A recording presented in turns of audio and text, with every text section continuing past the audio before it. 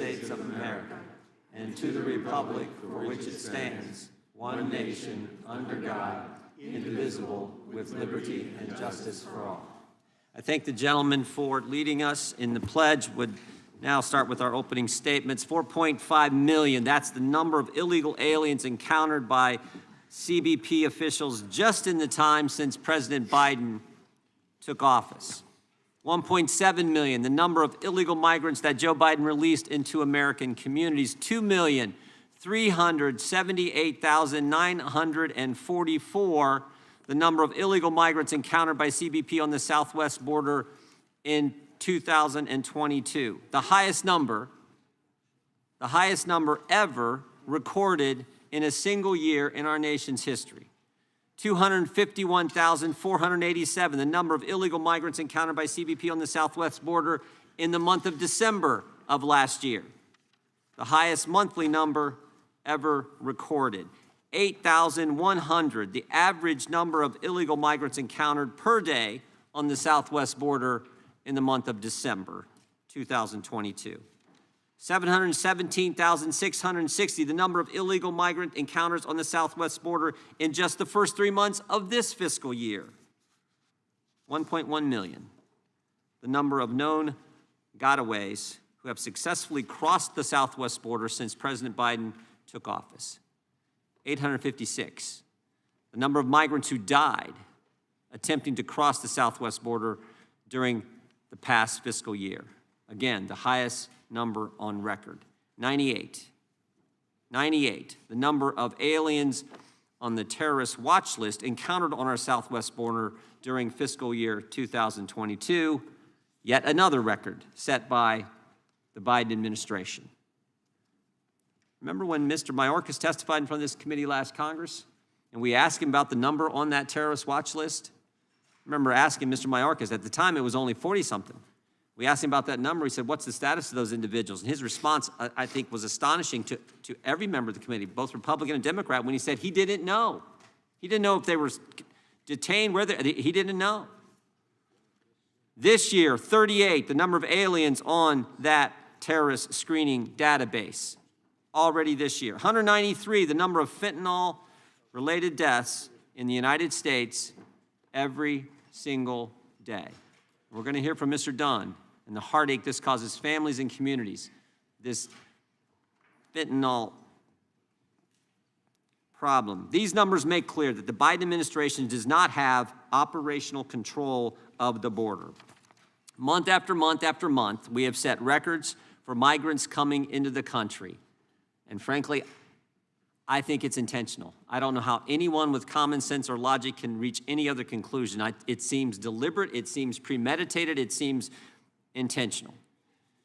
And as if that's not bad enough, we now learn that the crisis is no longer just confined to the southwest border. Last week, the chief Border Patrol agent in Vermont tweeted this, quote, in less than 4 months, Swanton sector's apprehensions have surpassed the combined 2 prior years.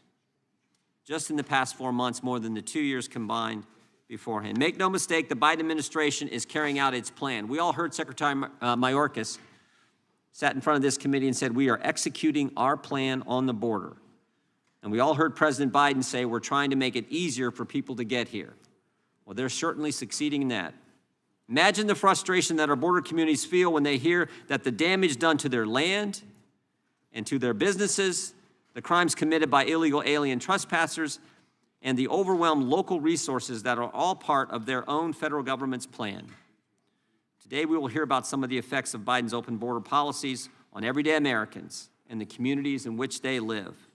We will hear about dangerous encounters with illegal migrants on private property. We will hear about the devastating effects, as I said earlier, of fentanyl on American families. And we will hear about Mexican smuggling cartels exploiting the open border to terrorize U.S. communities. And the worst part is that none of this had to happen. Under President Trump, the border was secure. Under President Biden, there is no border. And Americans are paying the price. I now recognize the ranking member, the gentleman from New York, Mr. Nadler, once he completes his phone call, for his opening statement. I thank the chairman for yielding. I wish this committee was starting off on a different note. Unfortunately, this hearing is more of the same haphazard, chaotic style we have come to expect of this new Republican majority. We saw them take 15 tries to pick a speaker. We saw them fumble on the opening play by needing to reschedule their first meeting. And now this. The first hearing will showcase the racist tendencies of the extreme MAGA Republican wing of the party that seeks to close the border to refugees from places like Cuba and Venezuela. It almost makes me miss their usual obsession with conspiracy theories and the FBI. Furthermore, this hearing appears to be the latest spat in an ongoing turf war between Chairman Jordan and Chairman Comer. As we all know, Chairman Jordan's plans for his select subcommittee cut deeply into Chairman Comer's jurisdiction. Not to be outdone, Chairman Comer announced that the Oversight Committee will hold its first hearing on the subject of immigration, a topic that is squarely in this committee's jurisdiction during the week of February 6th.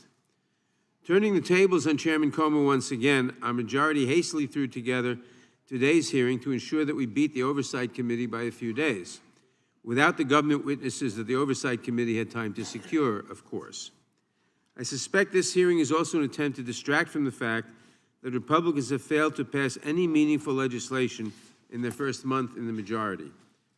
As we all know, as part of the rules package for the House, Majority Leader Scalise included 11 ready to go, in quotes, pieces of legislation that were set to completely bypass regular order. Many of those fell under the purview of the Judiciary Committee. It appears, however, that these bills were anything but ready to go. Republicans are unable to pass forward the bills that were exclusively or partially under this committee's jurisdiction. Most relevant to today's hearing is H.R. 29, the Border Safety and Security Act of 2023. This legislation has been described as, quote, not Christian, anti-American, and trying to ban legitimate asylum claims. And those are not my words. Those are the words of Republican Congressman Tony Gonzalez of Texas. And he's not the only one. According to the Washington Post, dozens of Republican lawmakers have raised concerns about the scope of this legislation. Now let's turn to today's hearing. There is no doubt that the majority and their witnesses will use the same extreme rhetoric we have come to expect from them. They will tell us that the southern border is open, that President Biden and Secretary Mayorkas opened it deliberately, and that it is mostly migrants who are smuggling drugs across our southern border. Of course, none of those statements are true. Yes, significant numbers of individuals are arriving at our southern border, but the Biden administration actually expelled over 1.1 million people last year and recently expanded the use of Title 42, much to the concern of many of us here on the committee. Additionally, the vast majority of drugs we seize are encountered at ports of entry. In fiscal year 2022, only 17% of illicit drugs, including 15% of all fentanyl, were seized between points of entry by the Border Patrol. The rest were seized by the Office of Field Operations, who are stationed at ports of entry. The evidence does not show that asylum seekers are bringing drugs to our shores. In fact, increasingly, drug cartels are recruiting American citizens to bring drugs across the border through ports of entry. We all agree that our immigration system is broken, but let's fix the problems where they are, and not where Fox News talking heads imagine them to be. Sadly, at every turn, this extreme Republican majority fails to offer genuine solutions and resorts to political theater. Our colleagues across the aisle cannot even negotiate in good faith with each other, let alone with us. If that changes, if House Republicans can get their act together and work with us on meaningful solutions to serious problems, as Senate Republicans appear to be willing to work with Senate Democrats, then Judiciary Committee Democrats stand ready to help. But given their behavior these past few months, I have my doubts. Republicans have proposed building a wall, shutting down the asylum system, and defunding the Department of Homeland Security. Those are not serious proposals. They may well play with the extremist base, but they are a waste of this committee's time, and the American people deserve better. I look forward to hearing from our witnesses today. I would also like to take a moment and express my condolences to Mr. Dunn and his family. I cannot imagine how difficult the loss of your son has been for you and your wife. Thank you for being here today. I yield back.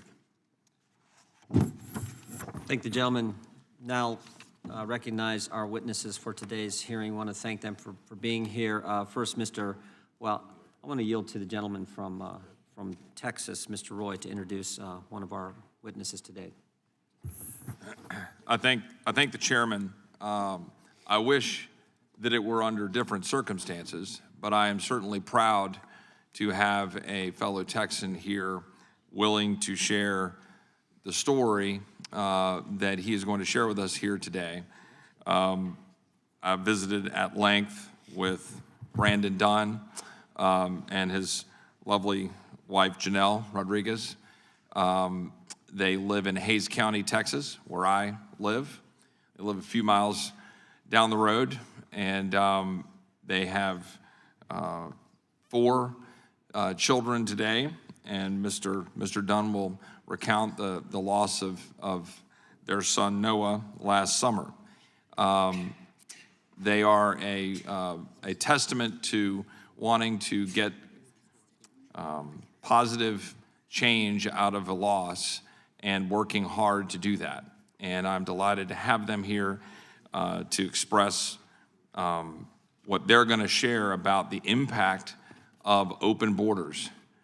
Hardly a lie, hardly a figment of our imagination, a real impact on real human beings every single day. And they're going to share that here today, and I thank them for coming here. I yield back. Thank the gentleman. We now recognize the gentleman from Arizona to introduce the sheriff with us today. Mr. Biggs is recognized. Thank you, Mr. Chairman. I am pleased to introduce to the committee one of the finest lawmen in America, certainly one of the finest lawmen in Arizona, Sheriff Mark Daniels from Cochise County, Arizona. Cochise County is a large county with a fairly sparse population, but sits right on the border. It's in southeast Arizona, borders New Mexico and Mexico. And Sheriff Daniels encounters the reality of what's happening on the border, unlike those who reside in New York who say there is no problem on the border and that the border, to say that the border is open is untrue. We will hear contrary testimony today. It is open, the border is dangerous, drugs pour across, international terrorists, criminal gang members, people from all over the world, indeed over 150 nations, have come through. We can't even vet most of those individuals. Sheriff Daniels has served his county for a long time. He does a great job, works well with the Border Patrol agents, and has devised a program to protect the communities that he serves in that wonderful southeastern Arizona county, which is a big county. And so we're going to hear more from him, and I'm excited to have him here. He's not only a great advocate, great sheriff, a great family man, but he's a good friend of mine. Sheriff Daniels. Thank you, Mr. Chairman. I yield back. I thank the gentleman. The chair now recognizes the gentlelady from Texas, Ms. Escobar, for an introduction. Thank you, Mr. Chairman. It is my privilege to introduce to the Judiciary Committee and to the American public a dear friend of mine and a great leader with whom I share much in common, County Judge Ricardo Samaniego. He is the El Paso County Judge, and we have a couple of things in common. I served as El Paso's County Judge for many years in my time preceding my service in Congress. And for those unfamiliar with Texas elected politics, a county judge is essentially the chief elected official, the county administrator in Texas, and they're referred to as judge, even though in many ways they act as the mayor of the entire county. And so Judge Samaniego and I both have been county judge of one of the safest communities in the United States of America, and it is on the U.S.-Mexico border. It is a longtime recipient of migrant populations at our nation's front door, and we are incredibly proud of the role that we play in upholding American values in a way that provides for dignity. Judge Samaniego and I also share another thing in common. We were born and raised and are proud residents of the U.S.-Mexico border in El Paso, Texas.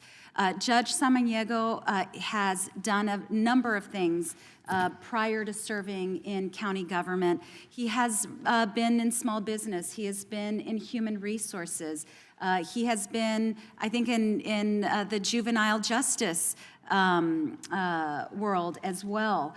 But Judge Samaniego is here to talk to us about how communities on the border like El Paso have actually been of tremendous service to the federal government.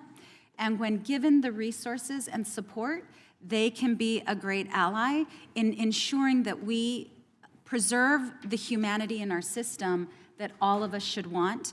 One last thing that I will say, Judge Samaniego and I both were in public service, I as a congresswoman and Judge Samaniego as the county judge, on a horrific day, August 3rd, 2019, when a domestic terrorist drove over 10 hours to our community to slaughter Mexicans and immigrants, and he used much of the hateful, racist, bigoted, xenophobic language this domestic terrorist did, as many politicians in Washington, D.C. use, as many politicians in Texas use, and unfortunately, as the President of the United States at the time used. He was inspired by that hateful rhetoric, and he used it to fuel his hatred and massacre 23 people in a Walmart in our community. So our words have power. I want to remind our committee of that. Our words have consequences. Judge, thank you for being here. It is a privilege to have you here. I thank the gentlelady from Texas. Our fourth witness could not be with us today because of the ice storm in Texas. Judge Dale Lynn Carruthers is a county judge and fourth-generation rancher in Terrell County, Texas. She was a lifelong Democrat but switched parties because of the devastating effects of the Biden border crisis on her land and her community. Her testimony was circulated to committee members, but I will briefly summarize her testimony because of what she was going to say, I think is too important for the American people not to hear. Judge Carruthers would have testified that their once safe community now lives in fear. Neighbors' homes have been burglarized, ranchers have been stalked on their own lands, and high-speed car crashes and chases are a daily hazard. One of Judge Carruthers' neighbors even had his home set on fire by illegal migrants who did so in order to get law enforcement to come and pick them up. Her county's limited resources have been overwhelmed because of the flow of illegal aliens across the border. The local high school has had to be locked down due to the criminal activity in their community. Illegal aliens routinely trespass through Ms. Carruthers' land, cutting her fences and causing other damage to her property. And groups of illegal migrants regularly dress in camouflage to cross the judge's and her neighbor's land. These are not asylum seekers looking to turn themselves into Border Patrol agents, but foreign nationals trying to evade law enforcement. We wish she would have been able to be here today to share her story in person, but we do welcome our witnesses who are here, who were able to travel and are here, and we thank you for appearing. We will begin by swearing you in. Would you please rise and raise your right hand? Do you swear or affirm that under penalty of perjury that the testimony you're about to give is true and correct to the best of your knowledge, information, and belief, so help you God? Let the record show that the witnesses answered in the affirmative. Thank you. Please know that your written testimony will be entered in the record in its entirety. Accordingly, we ask that you summarize the testimony in 5 minutes. I know you were told this earlier. The microphones in front of you have a clock and a series of lights. When the light changes from green to yellow, you should begin to conclude your remarks. It's pretty basic. Green means go, yellow means get ready to stop, red means stop. Mr. Dunn, you may begin, and we again thank you for being here, the work you and your wife are doing in your foundation, and like everyone on the committee, we are sorry for the loss of your son. Mr. Dunn, you got your 5 minutes. Thank you. Thank you, committee, for having me here today. I'm the co-founder of the Forever 15 Project, a nonprofit that my wife Janelle and I started after the passing of our son Noah. On August 21st, Noah died as a result of fentanyl poisoning. More specifically, illicit fentanyl poisoning. He was 15 years old. He was a sophomore at Johnson High School in Hays County.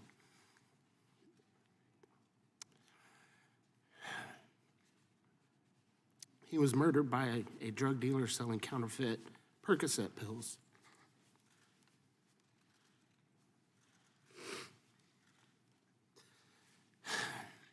The pill he took contained 8 milligrams of fentanyl, which is 4 times the lethal dose. There was no Percocet in the pill. There were no other drugs in the pill besides illicit fentanyl. Noah was the 3rd victim in less than 2 months in Hays County from illicit fentanyl.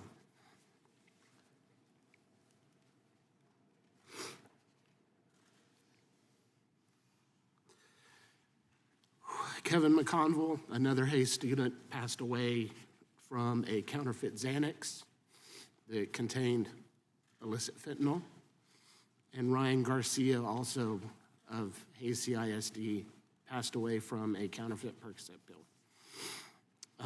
Since then, we've attended many seminars and summits, one by the DEA in Houston, Texas. So now we're very familiar with all of the information regarding illicit fentanyl. Illicit fentanyl is primarily manufactured in Mexico by the drug cartels and smuggled through our southern border. And it is true that most seizures happen at border checkpoints. I believe 60% of all fentanyl seized last year was in San Diego and Imperial Valley. However, due to the lethality of this drug, any amount smuggled in a backpack or a fanny pack or even in somebody's pocket can be enough to kill thousands of people.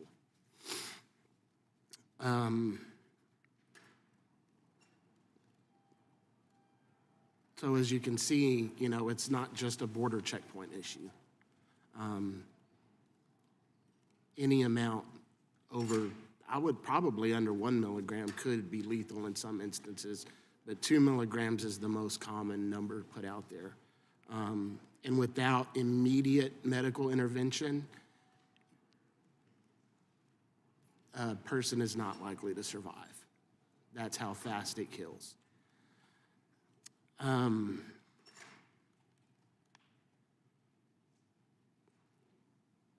In our activism work, we've come across several families that have also lost their children to this illegal drug or this illicit drug. And it's both sides of the political aisle. For us, this isn't a political issue. This is an issue about the safety of our children and the citizens of this country. We're working with several state legislatures who are primarily Democrats in our area on legislation to stop this from happening as well.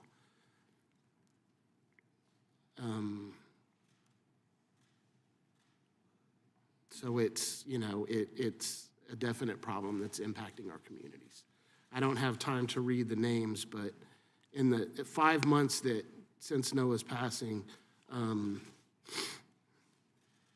we've met 28 other families who've lost primarily teenagers to this drug. The current statistic is it's the #1 killer from 18 to 45. Honestly, we believe that next year that number will probably drop to 15 to 45. And we've had some children as young as 13 years old die from this drug. Thank you.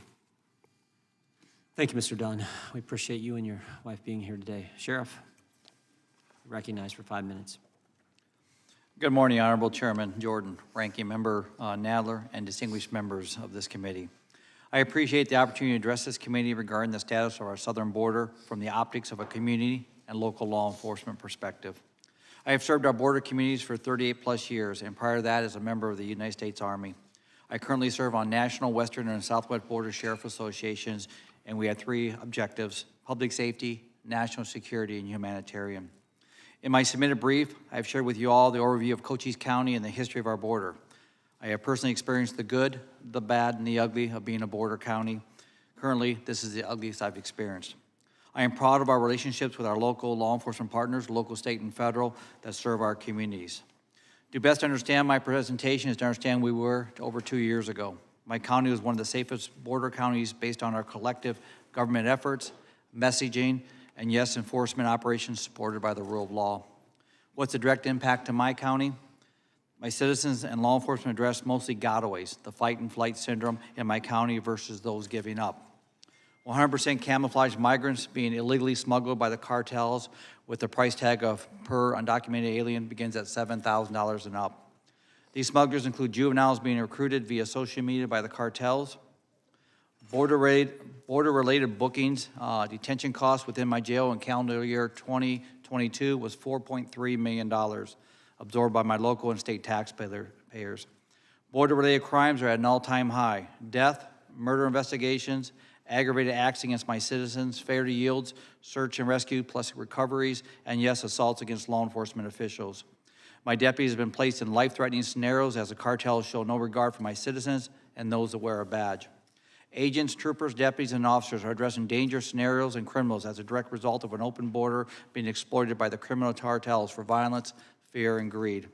In calendar year 2022, 1,578 suspects were booked in my jail for border-related crimes. Only 78 were foreign-born. In 2021, over 5 million dosages of fentanyl were seized on the Arizona border. In 2022, over 20 million dosages were seized. In 2022, over 12,000 pounds of fentanyl was seized on the southwest border. I want to share a personal tragedy with you of a good citizen named Wanda in my county. She was heading to her 65th birthday party to meet her family and her son when a 16-year-old USC who fled from law enforcement, the deputies, was carrying 3 undocumented aliens, ran his vehicle through a red light at deadly speeds, cutting her vehicle in half and killing her.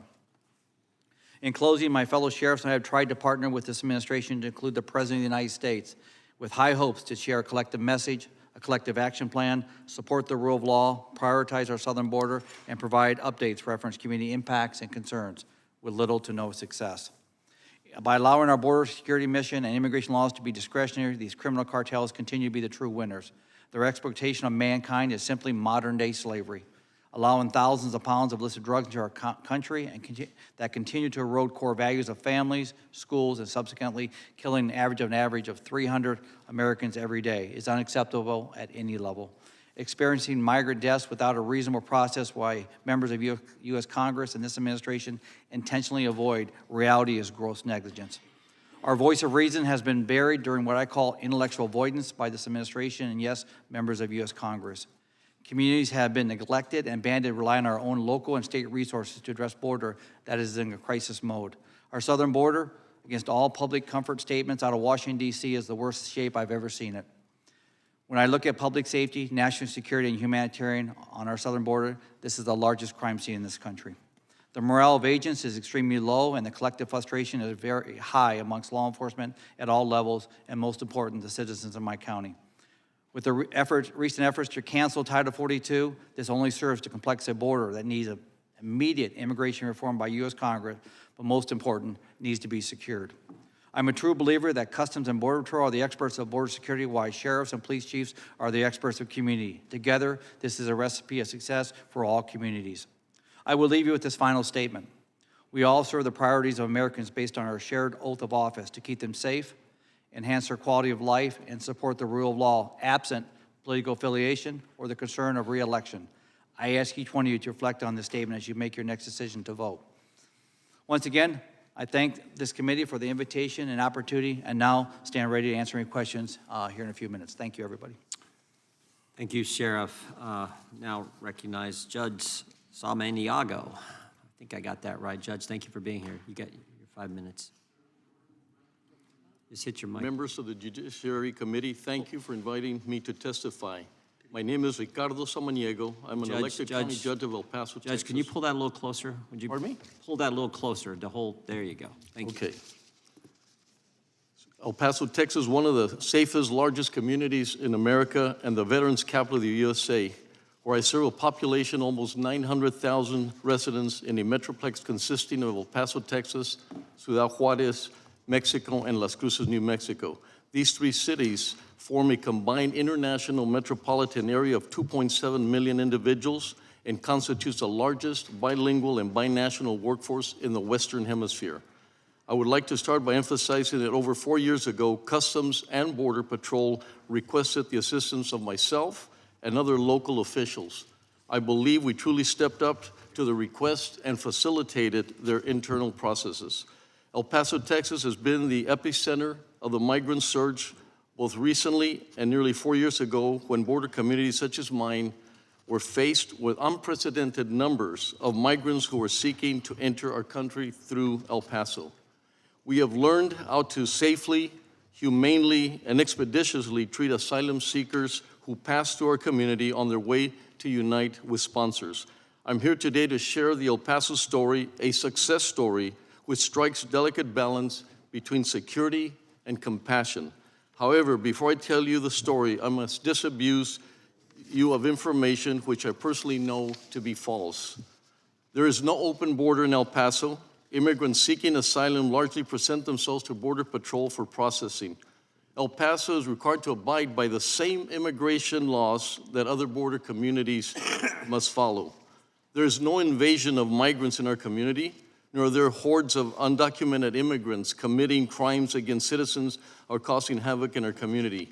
Claiming this continues a false, racist narrative against these individuals or perpetuates violence that the El Paso community is all too familiar with. When our citizens were target of a racially motivated mass shooting August 3rd, 2019, they killed 23 El Pasoans and Mexican citizens and wounded 26 other innocent bystanders. Our community was deeply devastated by this tragedy. Thirdly, humanitarianism and security are not binary choice. It is the federal government's responsibility to do both. Provided with a sufficient financial support, we can assist the federal government in fulfilling its mandate. Our initiatives, efforts, and processes are directed to avoid any type of chaos. When El Paso County was faced with the increasing number of asylum seekers, we established a Migrant Support Service Center to assist migrants to connect with their relatives and sponsors and guide them with a same-day self-paid travel arrangement process. Approximately 35 to 45% of these migrants fall in this category. The benefit of this process is that migrants are moved quickly and safely out of our community at their own expense. The center opened on October the 10th, 2022, and has a capacity to assist up to 1,000 per day. To date, the center has assisted 26,829 asylum seekers. No immigrant is placed on a bus and shipped to another city without coordination and a sponsor waiting at the receiving city. El Paso's partnership with Catholic Charities of Houston is a great example of interjurisdictional cooperation with federal funds. Catholic Charities chartered a bus daily traveling from El Paso to Houston with 52 passengers, manifested with confirmed self-paid travel for flights out of Houston the following day. This model initiated discussions with collaboration with other interstate and intrastate partners such as Dallas, Austin, and Denver. When the city of El Paso declared a disaster, we did not get the resources we needed, but instead saw the state of Texas National Guard, the placement of barbed wire lined haphazardly in certain areas, and pseudo barriers of tanks and cargo containers were put up. Prior to the city's declaration, I had sent correspondence and communicated with various state officials that what my community needed was assistance with transportation, staffing, food, and sheltering. The state never addressed these needs that we requested. To be sure, we cannot locally resolve the immigration issues facing our country. So I finally want to take the opportunity to thank our Congresswoman, Veronica Escobar, for her leadership and for consistently ensuring that the federal government is aware of the realities on the ground. So I thank you for being here. I welcome you to our beautiful community. I would love to host, and I'll be happy to answer any questions at this time. Thank you. We will now proceed under the 5-minute rule with questions. The chair recognizes the gentleman from California, Mr. Issa. Thank you, Mr. Chairman. Mr. Dunn, I know the list of names of people who, in many cases, thought they were taking one drug and died of fentanyl is long. One of the names that you probably have on your list is Matt Capolato in Riverside County, and his daughter, who thought she was taking a Xanax and died. She actually only took half of it as part of her study routine and died of fentanyl overdose. That has led to a murder charge in Riverside County, and our district attorney is prosecuting that. How it will end, we'll see, but it certainly is an example of the kind of response that I hope both the federal government and the state and local will start looking, that these people who traffic in that, leading to these tragic deaths, are more than just drug dealers, they're murderers. And I want to thank you for being here today. Sheriff, I'm going to primarily talk to you because the judge, I think rightfully so, gave us a good example of facilitating undocumented workers who have been released in this country getting around the country and all the humanitarian work they do. First of all, are those the people you run into? Congressman, it's not. We don't give the give-ups. I can't remember, speaking with our Border Patrol CBP agents, we don't get give-ups in Cochise County. What we get is the gotaways, the ones that are camouflaged 100% from booty to headgear, that fight and flight, do whatever it takes to get away from us. So out of 5 million people that have come here, we could be talking, the judge could be talking about 1 million who just want opportunity, maybe jobs. But that's not who you're dealing with. You're dealing with the other at least 1 million who are often repeat criminals and are evading in order to perpetrate crimes. That is correct. I want to go through a couple of quick quotes because you're at the border. I too am at the border. I have a little over 50 miles of the Mexican border in California.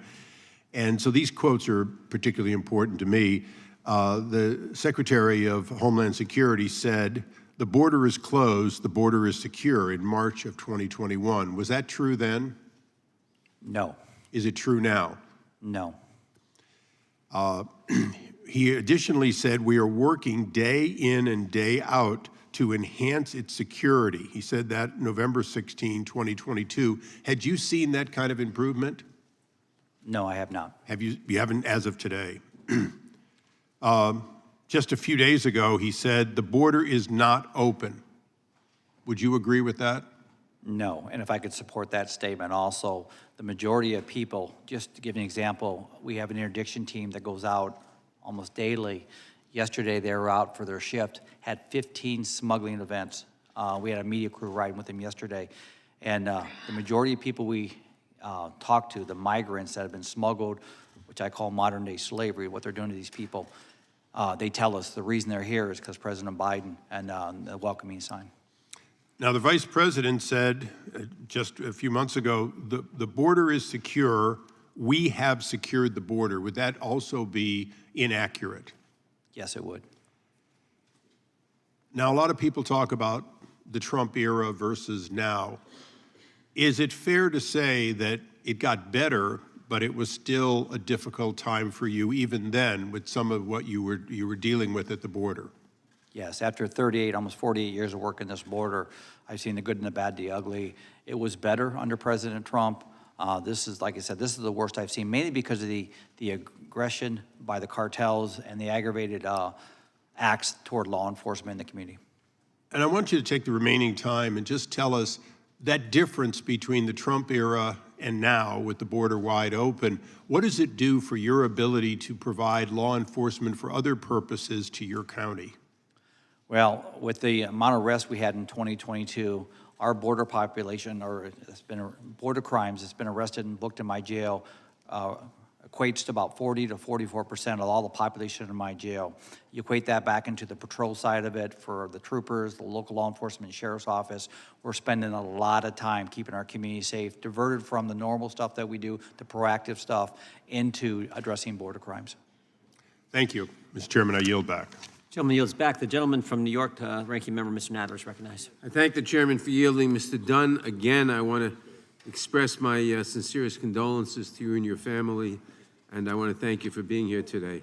Judge Samaniego, I want to turn to you.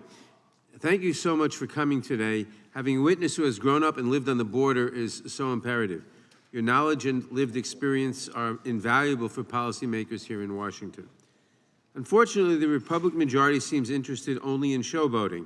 They continuously talk about a so-called Biden border crisis, even though this administration has actually kept in place numerous policies from the Trump administration that many of my colleagues and I have expressed concerns about.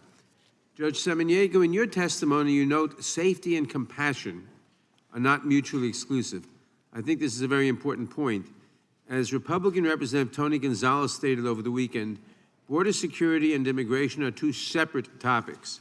One can be for a strong border security presence that prevents terrorists, fentanyls, and bad actors from entering our country, and one can be for welcoming future Americans in through the front door. Judge Samaniego, can you discuss how El Paso has balanced these two competing dynamics, ensuring the safety of its citizens while also being compassionate toward migrants?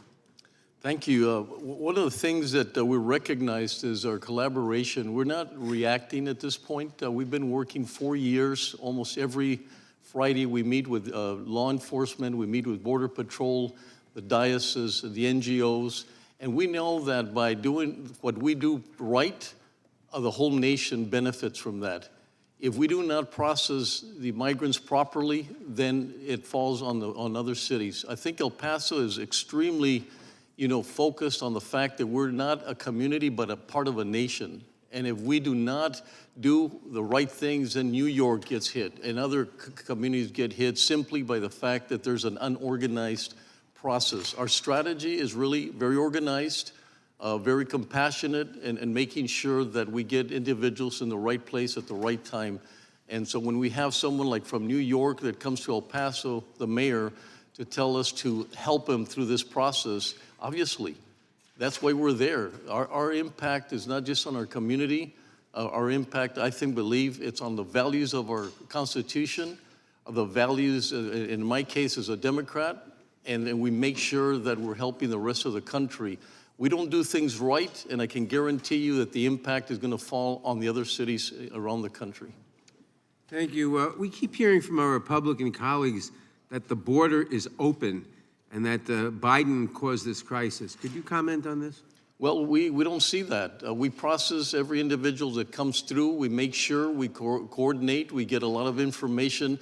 And I must emphasize, it was the Border Patrol and the federal government that asked us to step up as a community. And when we don't do the right things, it backs up their system. They start getting more and more people. The detention centers are extremely limited compared to what a community can do. So either you put the pressure on the federal government, or you put the pressure on a community that has, almost 14 sites where we could get people sheltered. We can process people, like I said, 35 to 40% are individuals that already have a sponsor, they have money, and they can move into the communities and other communities. We get a lot of calls of a lot of states and cities throughout the country that want migrants. And if we do the right thing and we process them, then we could get the migrants to them as well as to help our community. And we talk about three things. It's safety, which is extremely important for our community, humanitarianism, and the economy. We do not do things right, and I can guarantee you it impacts the entire economy. We've seen it when things begin strained and the movement of product doesn't come into the country.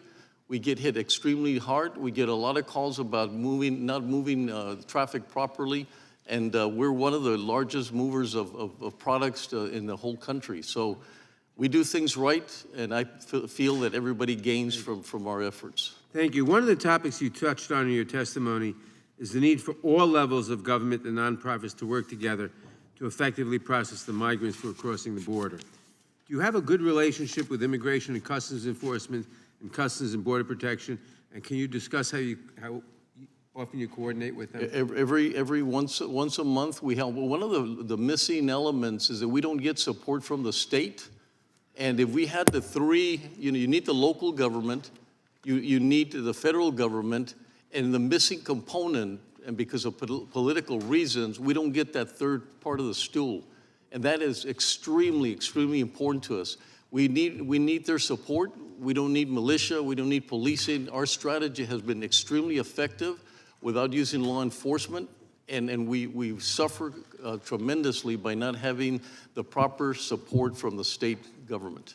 Thank you. My time has expired. I yield back. Gentleman yields back. Gentleman from Colorado is recognized. Thank you, Mr. Chairman. Since President Biden took office, we have seen a tremendous surge in the terrorist watch list arrests at the southern border.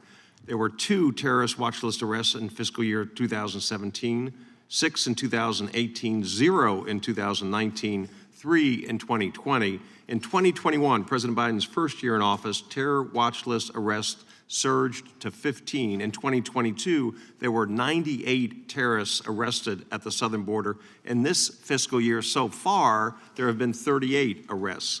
According to Border Patrol, there have been approximately 1.2 million known gotaways since President Biden took office. In November alone, 73,000 border crossers evaded overwhelmed Border Patrol agents, but were detected by other forms of surveillance. These crossers are known as gotaways. Often these border crossers are evading being caught by Border Patrol because they have a criminal record or contraband to hide, unlike most migrants who cross with the explicit intention to meet Border Patrol. But today I want to ask about other sinister news in the immigration space. I have a copy here of an email circulated last Thursday, January 26th, at Mount Pleasant High School in Rhode Island. Its assistant principal, Stephanie Harvey, someone with a doctorate in education, is fundraising among its faculty and staff to pay a debt to a cartel that trafficked a student. The email, calling it an urgent matter, reads, "We have a student who came to America with Coyote, which is a group that helps people. This group gives you a time frame to make a payment of $5,000 to those who bring them into the States. Our student needs our urgent support to raise another $2,000 to meet his goal of $5,000 by February 1st, 2023. Sheriff, is this helpful? I'm sorry, sir? Is this helpful to have faculty raising money to pay a Mexican cartel to bring someone into the country? Congressman, no. Okay.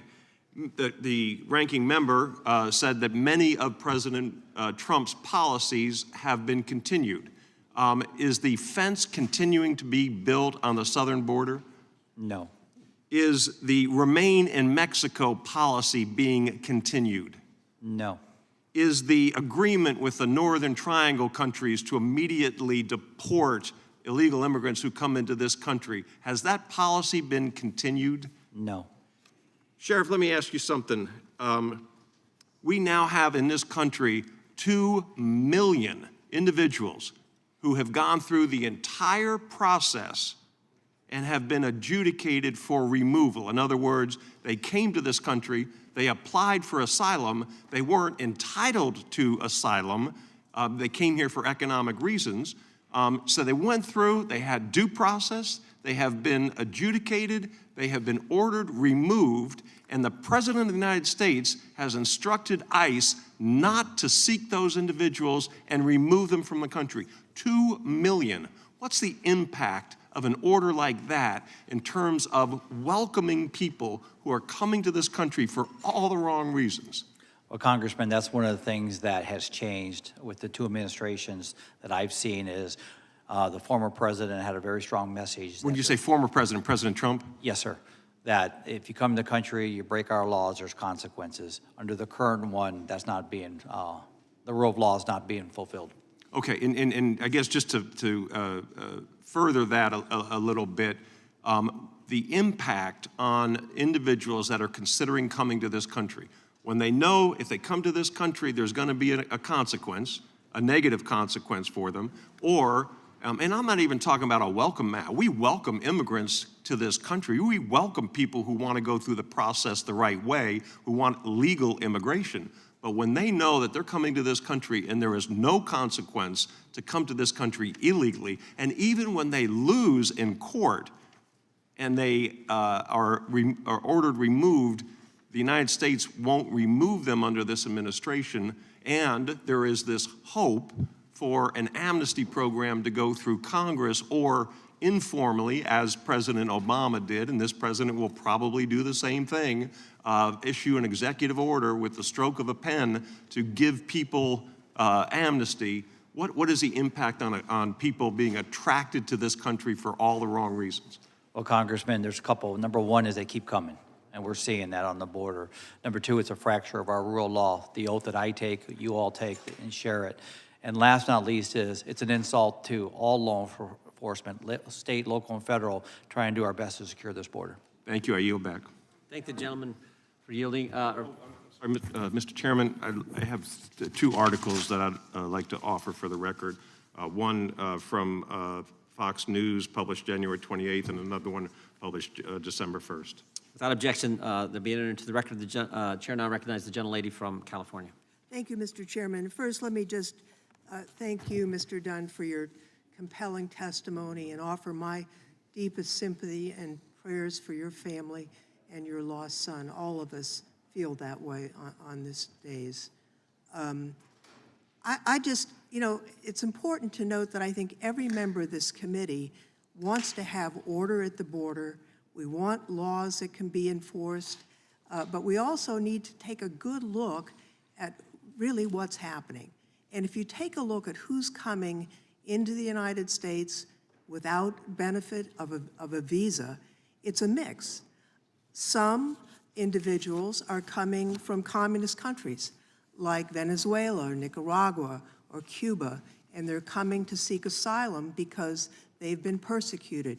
That's permitted under immigration law, and yet the numbers have made it difficult to process that in an orderly way.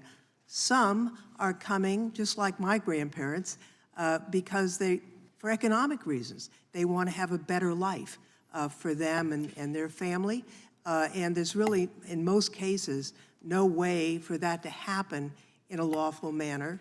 And some are bad guys, and especially they're coming through more rural areas, and I think that's why the sheriff is seeing what he's seeing. And I think it's important as we think about what to do and what strategies that will be effective, we need to think about those different categories of individuals. We spend more money today on the Border Patrol than ever before in the history of the country. We spend more money on immigration enforcement than all other federal law enforcement combined.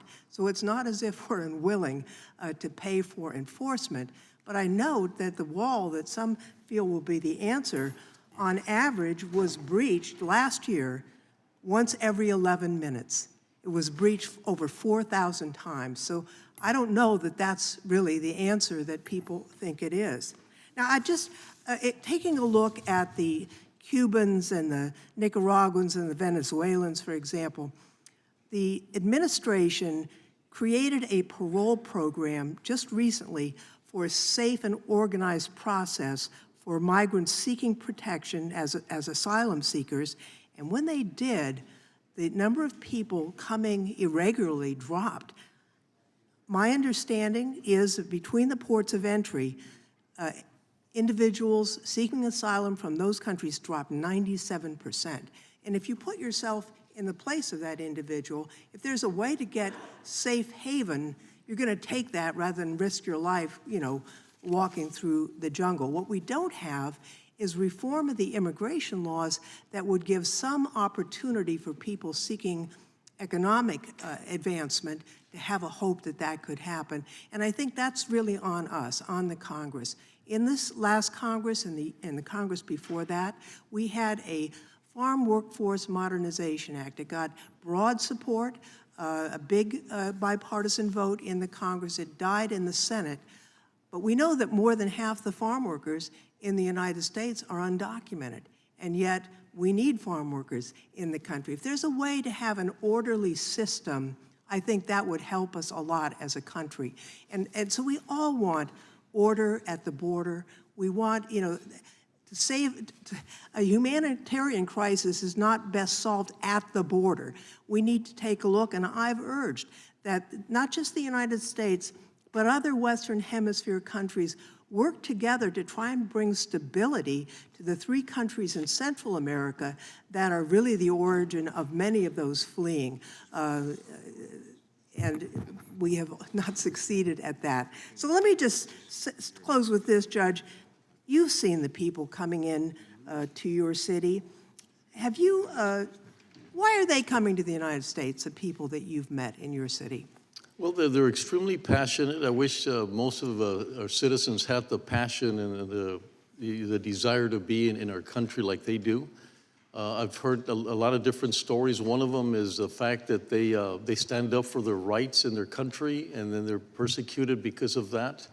They're asked not to do those kinds of things, like you know, they get targeted. I get a lot of them telling me that they're still, their parents will call and say, you know, they go to my house every single day and find out where I'm at. And so they're very passionate about coming here, extremely passionate about working. They all say the same thing, that they're very willing and able to work here in the United States. Thank you, Mr. Chairman. I see my time has expired. Lady yields back. The gentleman from Louisiana is recognized, Mr. Johnson. Thank you, Mr. Chairman. Mr. Dunn, we mourn the loss of your son, Noah, and hundreds of thousands of other victims and families who have been irreparably damaged by this catastrophe. I would note that, of course, China and the Mexican drug cartels are taking full advantage of this wide-open southwest border. We all know that. That's what the testimony reflects. We've recorded record amounts of deadly fentanyl that are coming into American neighborhoods all over the country. Last year alone, over 100,000 Americans died of a drug overdose, and the fentanyl poisoning is a key component of that, and we know it.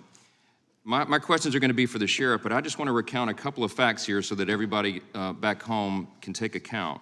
Since President Biden took office, U.S. Customs and Border Protection officials have encountered over 4.5 million illegal aliens across the southwest border. It's been said a few times. We're going to say it repeatedly today.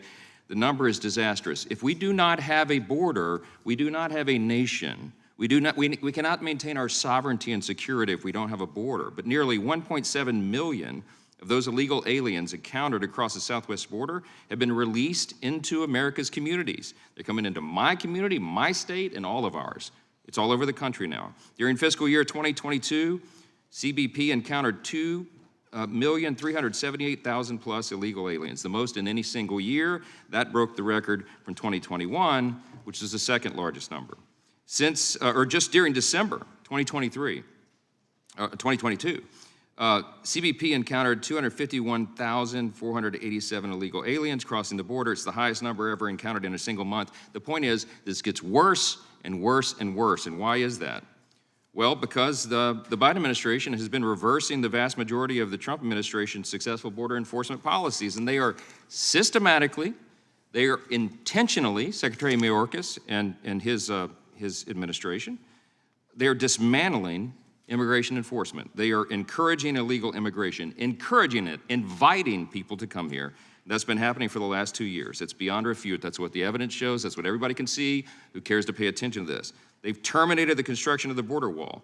The Biden administration issued orders restricting immigration officers' ability to arrest, detain, and remove aliens who violate U.S. law. I can go on and on and on and on. But Sheriff Daniels, you've been in law enforcement for nearly 4 decades.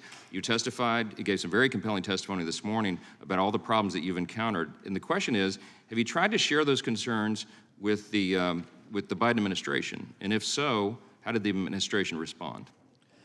Yes, thank you, Congressman.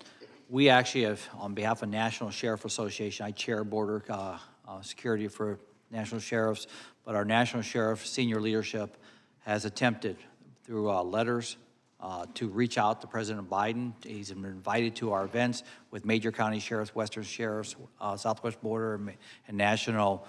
We have never got a response back from this president.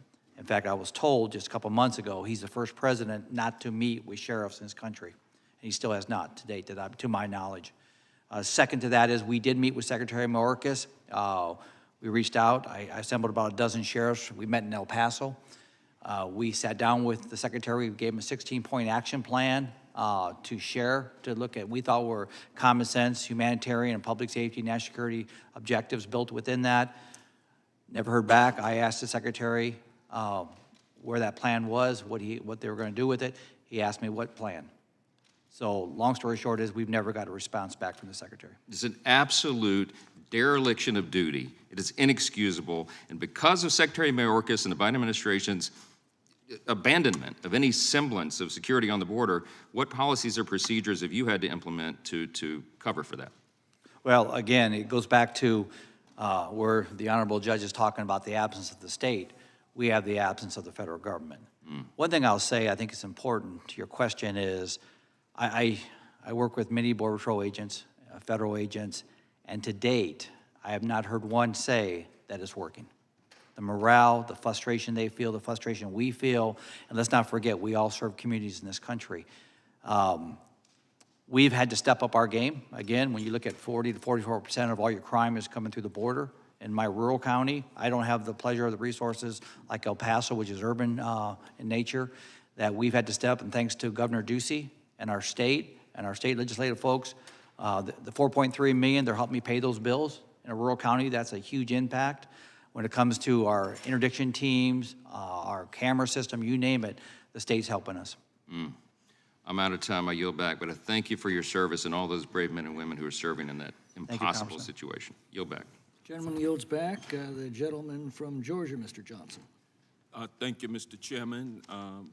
Mr. Dunn, my condolences to you on the loss of your dear son. And Sheriff Daniels, thank you for your service, sir. Thank you. For years, we've listened to MAGA Republicans decry a so-called invasion at our southern border. Now that they have a House majority, MAGA Republicans are in charge, and MAGA Republicans are responsible for coming up with solutions, but unfortunately, this hearing is nothing more than a distraction from the fact that my MAGA friends cannot agree on the problem or the solution. The House Republican border security plan is so extreme that it is opposed by dozens of their own members. Their plan has been called extreme, anti-American, and not Christian. And that's how Republicans describe it. What we do know is that the MAGA Republican plan will shut down asylum to everyone, including those fleeing communist totalitarian regimes and young children who are crossing the border alone to flee gang violence.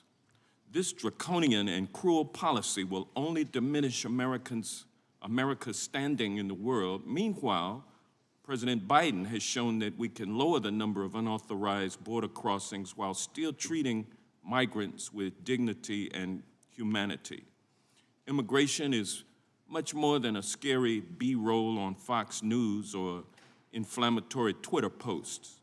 It's about our fellow human beings, migrants who arrive with nothing but the clothes on their backs, work hard to build new lives here.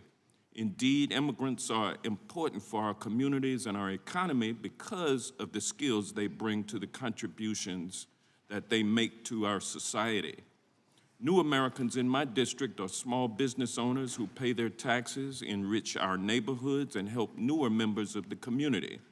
For example, they've set up numerous businesses and vibrant and economically successful locations where they can even employ other immigrants and Americans. At Refugee Coffee in Clarkston, Georgia, they even have a food pantry where they leave groceries for anyone that might be in need. Immigrants are vital to my district, and we appreciate them. Now, while Republicans resort to political stunts at the border and theatrical hearings like this one, Democrats stand ready to fix a broken immigration system.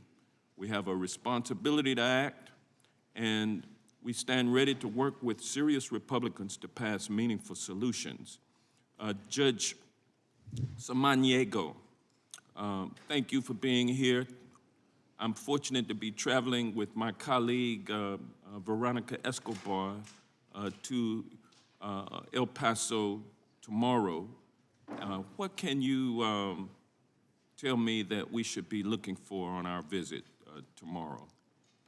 I believe the unity of what happens when a community decides to work together. You know, we're called El Paso del Norte was our first name, and so we've been doing this for centuries. People pass through our community, We know how to do this in a humanitarian way. We are very, very organized. We have a strategy that I think that people should look at, that, you know, especially this idea of getting communities to send buses to us so that we can have sponsors and migrants that go to their community. So our strategy works. It only doesn't work when we're not funded properly. At any point, we're able to handle large numbers, but then we don't get the proper funding. And when we talk about, like Secretary Mayorkas, so when he came down, he immediately was able to help us with FEMA funding, allowed us to move the processes. And when you push him back into Juarez, all you're doing is creating more anxiety, you're creating more desperation, you're creating more issues, not only for us, but for a community that works, you know, on an economic level. There's no border that works in such an economic level. And to push them back, I think is extremely reckless of our neighbors. Well, let me stop you there and ask you this last question. According to CBP, from January 2021 to January 2023, only 8 undocumented immigrants were arrested for fentanyl smuggling at the southern border. That's correct. Compared to 119 U.S. citizens. Is it your experience that an increase in migrants is tied to an increase in fentanyl?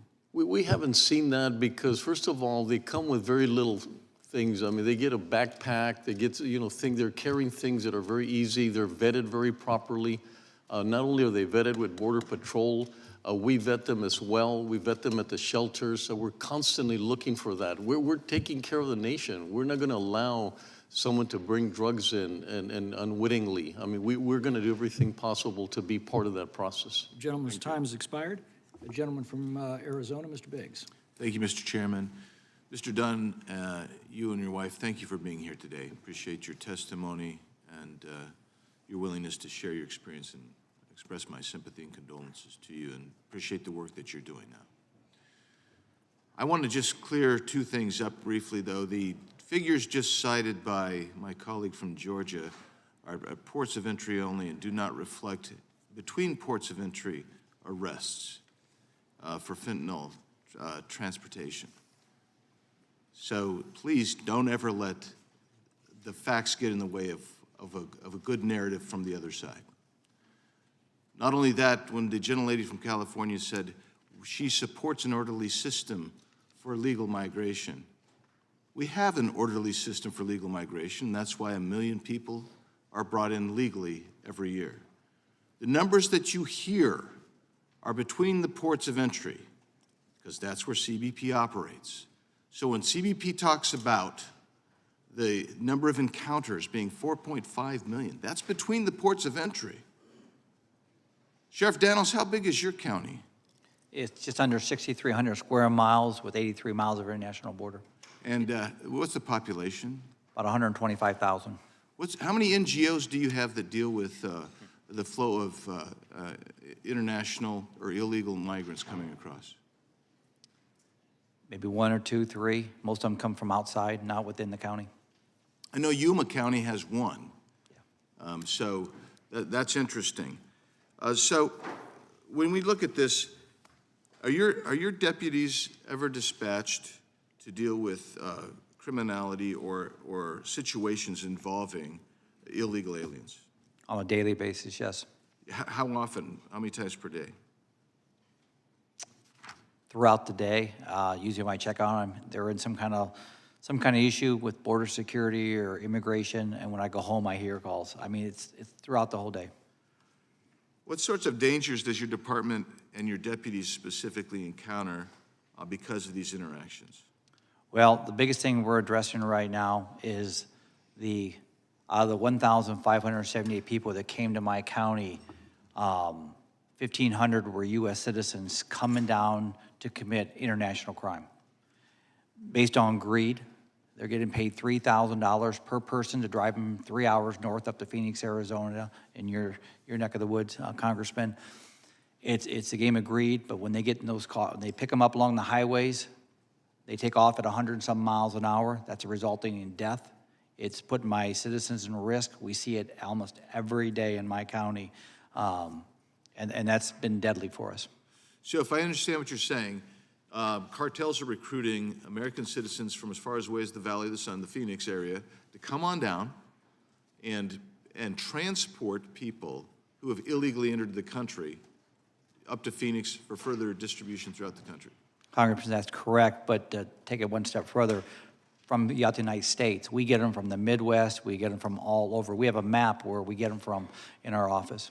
And what's the going, and you said, what was the going rate that they get paid per person? We started an operation back in March called Safe Streets, collective effort of state, local, and federal law enforcement trying to do some interdiction to protect our citizens. It was like $1,000 to $1,500. Right now, it sits at $3,000 per person. Have you ever had juveniles come down to drive as well? Yes, I believe last year we apprehended and charged, I think it was around 100 juveniles that were remanded as adults for driving, and all the way up to underage where they don't even have a license. We had a couple weeks ago, we had a 14-year-old and a 15-year-old driving a car, picking up, I think, 5 undocumented. And this is human smuggling? This is human smuggling, yes. You've given us some pictures that are up here on display. What are those pictures of? The picture on the right side of the white truck and the red car. The red car had a 16-year-old, 17-year-old, and I believe a 14-year-old, and they were down from the Pinal County area, which is up by Casa Grande, down here to pick up migrants, working with the criminal cartels and a scout.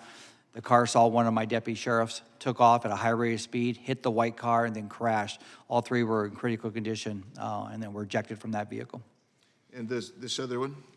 The other one was a vehicle out of Phoenix. It was a stolen vehicle that was in one of our business areas in a business parking lot. The Border Patrol saw them. They took off at a high rate of speed, got into a pursuit. It rammed the Border Patrol agent, the unmarked car, and they were apprehended with illegals. There's so much more to talk about. I'm sorry I'm out of time. Thank you for being here, Sheriff Daniels. Gentleman's time has expired. The gentleman from California, Mr. Schiff. Thank you, Mr. Chairman, and thank you to Ranking Member Nadler for welcoming me back to the committee. Mr. Dunn, thank you for your testimony today, and I want to join my colleagues in expressing my condolence over your terrible loss. Since I last held a seat on this committee over 10 years ago, our country has undergone some of its most turbulent years, from attacks on our democracy to increasing gun violence, including 4 mass shootings in my home state of California in just the last week, to continuing acts of racial injustice. Many of the issues that Americans are most concerned about fall within this committee's jurisdiction. But instead of tackling those concerns or joining Democrats in a comprehensive immigration reform, many Republicans in Congress seem intent on demonizing migrant families and asylum seekers, portraying them as fentanyl traffickers and violent criminals. In the real world, asylum seekers are vulnerable individuals and families fleeing political persecution and torture. And these terrible stereotypes that my Republican colleagues are peddling have real-world consequences and bring real-world harm as they increase the level of hate and violence directed at immigrants here at home. More than that, let me just take this opportunity to recognize the many immigrants who risked their lives during the pandemic to take care of us when we were sick in the hospital with COVID, who brought food to our grocery stores and delivered goods to our doors, who worked in our fields so we would not go hungry, and who died disproportionately because they could not work from home. I want to say thank you for your courage. Our country is better off for having you here. I want to start my questions by debunking a couple pernicious stereotypes. First, when it comes to drug trafficking, CBP reports that over 83% of smuggled fentanyl, heroin, and methamphetamine is discovered during vehicle inspections at ports of entry where people enter the country legally. Not smuggled by migrants, but driven across the border by U.S. citizens engaged in criminal activity at ports of entry. Judge Samaniego, the fentanyl crisis is real, but how is it really entering the country in your experience, and who is doing the smuggling? Well, as you said, Congressman, they're coming in through the port of entries. We do not get a lot of information of migrants doing that. As I said earlier, the fact that they're not carrying much with them and the fact that they've been vetted as they come in when we process them. And that's why I keep insisting that an organized way of processing and our ability to be able to process properly is really helping tremendously. When we do not do that, and it pushes the migrants who have to go further out, that's when you start having these illegal entries, because there's not a way for them to come in properly and meet the Border Patrol there at the border. And so we know that going further creates risk for them. They get preyed on. There's so many things happen by not following the process. And when we're allowed to do it and we're supported and funded properly, I think we do a lot for our country. Thank you, Judge. Second, relative to undocumented immigrants, and using Texas as an example, U.S.-born citizens in Texas are more than twice as likely to be arrested for violent crimes and 2.5 times more likely to be arrested for drug crimes. Judge Samaniego, can you speak to the experiences and interactions you've had with migrant families and asylum seekers at the border? What is the real-life impact that such anti-migrant rhetoric and misinformation have on these communities? Well, it's just, it's heartbreaking, obviously, that why they're coming in, they want to work. I'll give you an example. We've had individuals that were held back because they got caught up in, not being able to go back because of Title 42. And they were asking for, give us brooms, give us bags. We want to help us. We do not want to be perceived as lingering or burdening your community or any part of the country. And they talk a lot about the fact that they're wanting to work, they're passionate about working, and they're ready to do something for our country. We do not get, I interact with them completely. I work with the unaccompanied children, and I have a lot of exposure, and I feel extremely confident that the majority of them have no interest in drugs or doing anything like that, other than to work and to participate and be part of the dream that they're looking for. And a lot of them, like I said, they're coming out of desperation of how they're treated in their countries, how they're persecuted, and they're looking for a better life. I do not, I stand here saying, with all honesty, that I do not see or understand some of the things that are said here today about them wanting to be part of drug cartels or putting them in that situation. It's just completely opposed to what I've experienced there in El Paso. Gentleman's time has expired. Thank you, Judge. Gentleman from Florida, Mr. Gates. Yield to Mr. Roy. I thank the gentleman from Florida. I thank the witnesses for being here. I just want to clarify the record here for a second. The idea that the fact that fentanyl is caught at ports of entry and that is the only place that is coming through is belied by the facts, and is belied by the facts that the Border Patrol is now distracted processing human beings, just as the judge from El Paso just described, but just ignores the impact on what that does to the actual border. The Border Patrol can't possibly catch all of the fentanyl at the ports of entry, nor catch the fentanyl between the ports of entry. Mr. Daniels, do you agree with that assessment? I do. We've had a depletion in Border Patrol because they've been taken to other areas where processing is more important. And is it your experience that fentanyl pours in between the ports of entry and that fentanyl does in fact get into our communities in mass quantities today due to our open border? Yes. I appreciate that. Now, Mr. Dunn, obviously in the introduction, I talked about you being from the county in which I live, in Hays County. You testified, Mr. Dunn, earlier that it was not just Noah who passed away in Hays County last year due to fentanyl poisoning in our community. Is it not true that 3 other Hays Independent School District students died from fentanyl overdoses in our community in Hays County last summer? Is that accurate? That's correct. And a 4th 14-year-old died in January of this year. Just a couple of weeks ago? Yes. Another and family. During the Christmas break, 6 other students were poisoned by fentanyl, but they were successfully saved. And last summer, there were another 8 who were brought back through the use of Narcan. Is that correct? Correct. Mr. Dunn, your lovely bride, Janelle, is Hispanic, yes? Yes. Do you believe that believing in a secure border makes one racist or anti-Hispanic? Not in the slightest. Her family actually holds that same position. I thank you for that. You guys have been active now in a number of organizations trying to get out and understand the lost voices of fentanyl. Is that right? Yes. Worked with Ms. Virginia Krieger. Yes. And she's lost her daughter due to Percocet that was laced with fentanyl. Is that correct? Yes. and the people that have been the lost faces of fentanyl. And I've done this before. Noah is one of these lost voices due to fentanyl now. He is now. I'm not sure if he's included in that picture. And these pictures are the faces of Americans who are no longer with us due to fentanyl flowing throughout our communities. Now, these are young individuals who are not here today. Now, Noah's not here today. Do you care precisely whether or not fentanyl is coming through ports of entry or between ports of entry, or was your family directly impacted because fentanyl is flooding into our communities one way or the other? However it gets here, it's here.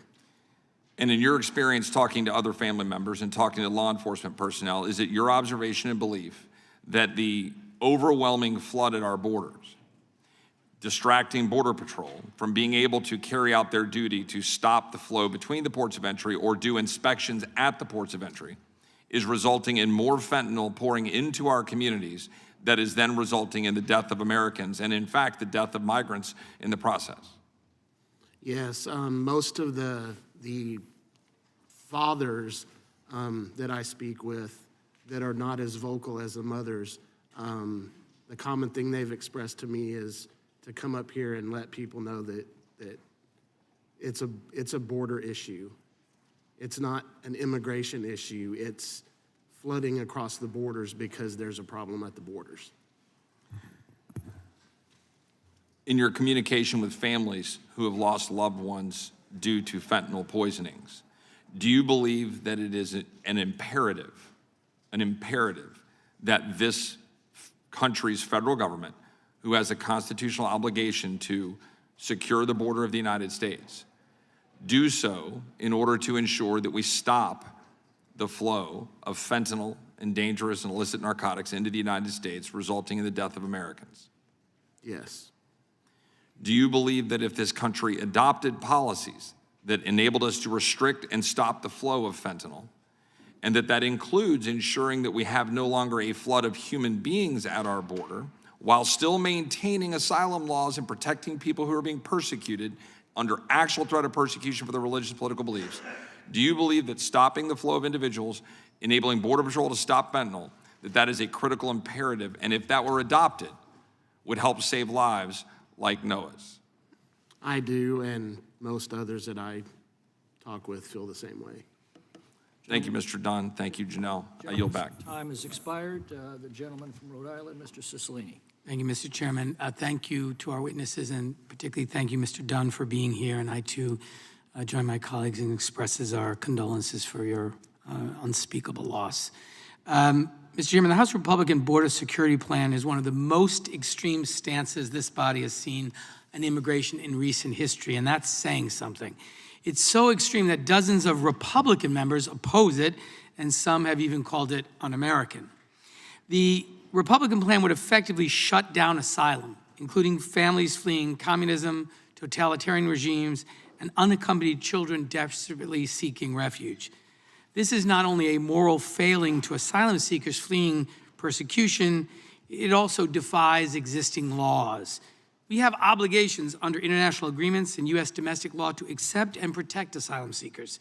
We can't just ignore these obligations because some want to prey on anti-immigrant and xenophobic sentiments to gin up political support. This is sadly an ongoing and blatant attempt by our Republican colleagues to use fear tactics to scare us into turning immigrants away and to demonizing people coming here in search of a better life. We cannot and should not do that. Democrats have put forth proposals that will actually help fix our broken immigration system and secure our borders in a safe and humane way.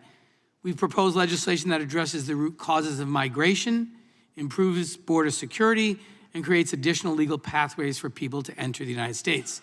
In fact, the 2023 Omnibus Bill, which we passed in December, even included funding to help Customs and Border Patrol stop dangerous cartels, the actual cause of drugs being smuggled into the country, not asylum seekers, by the way, but our House Judiciary Republicans unanimously opposed the bill.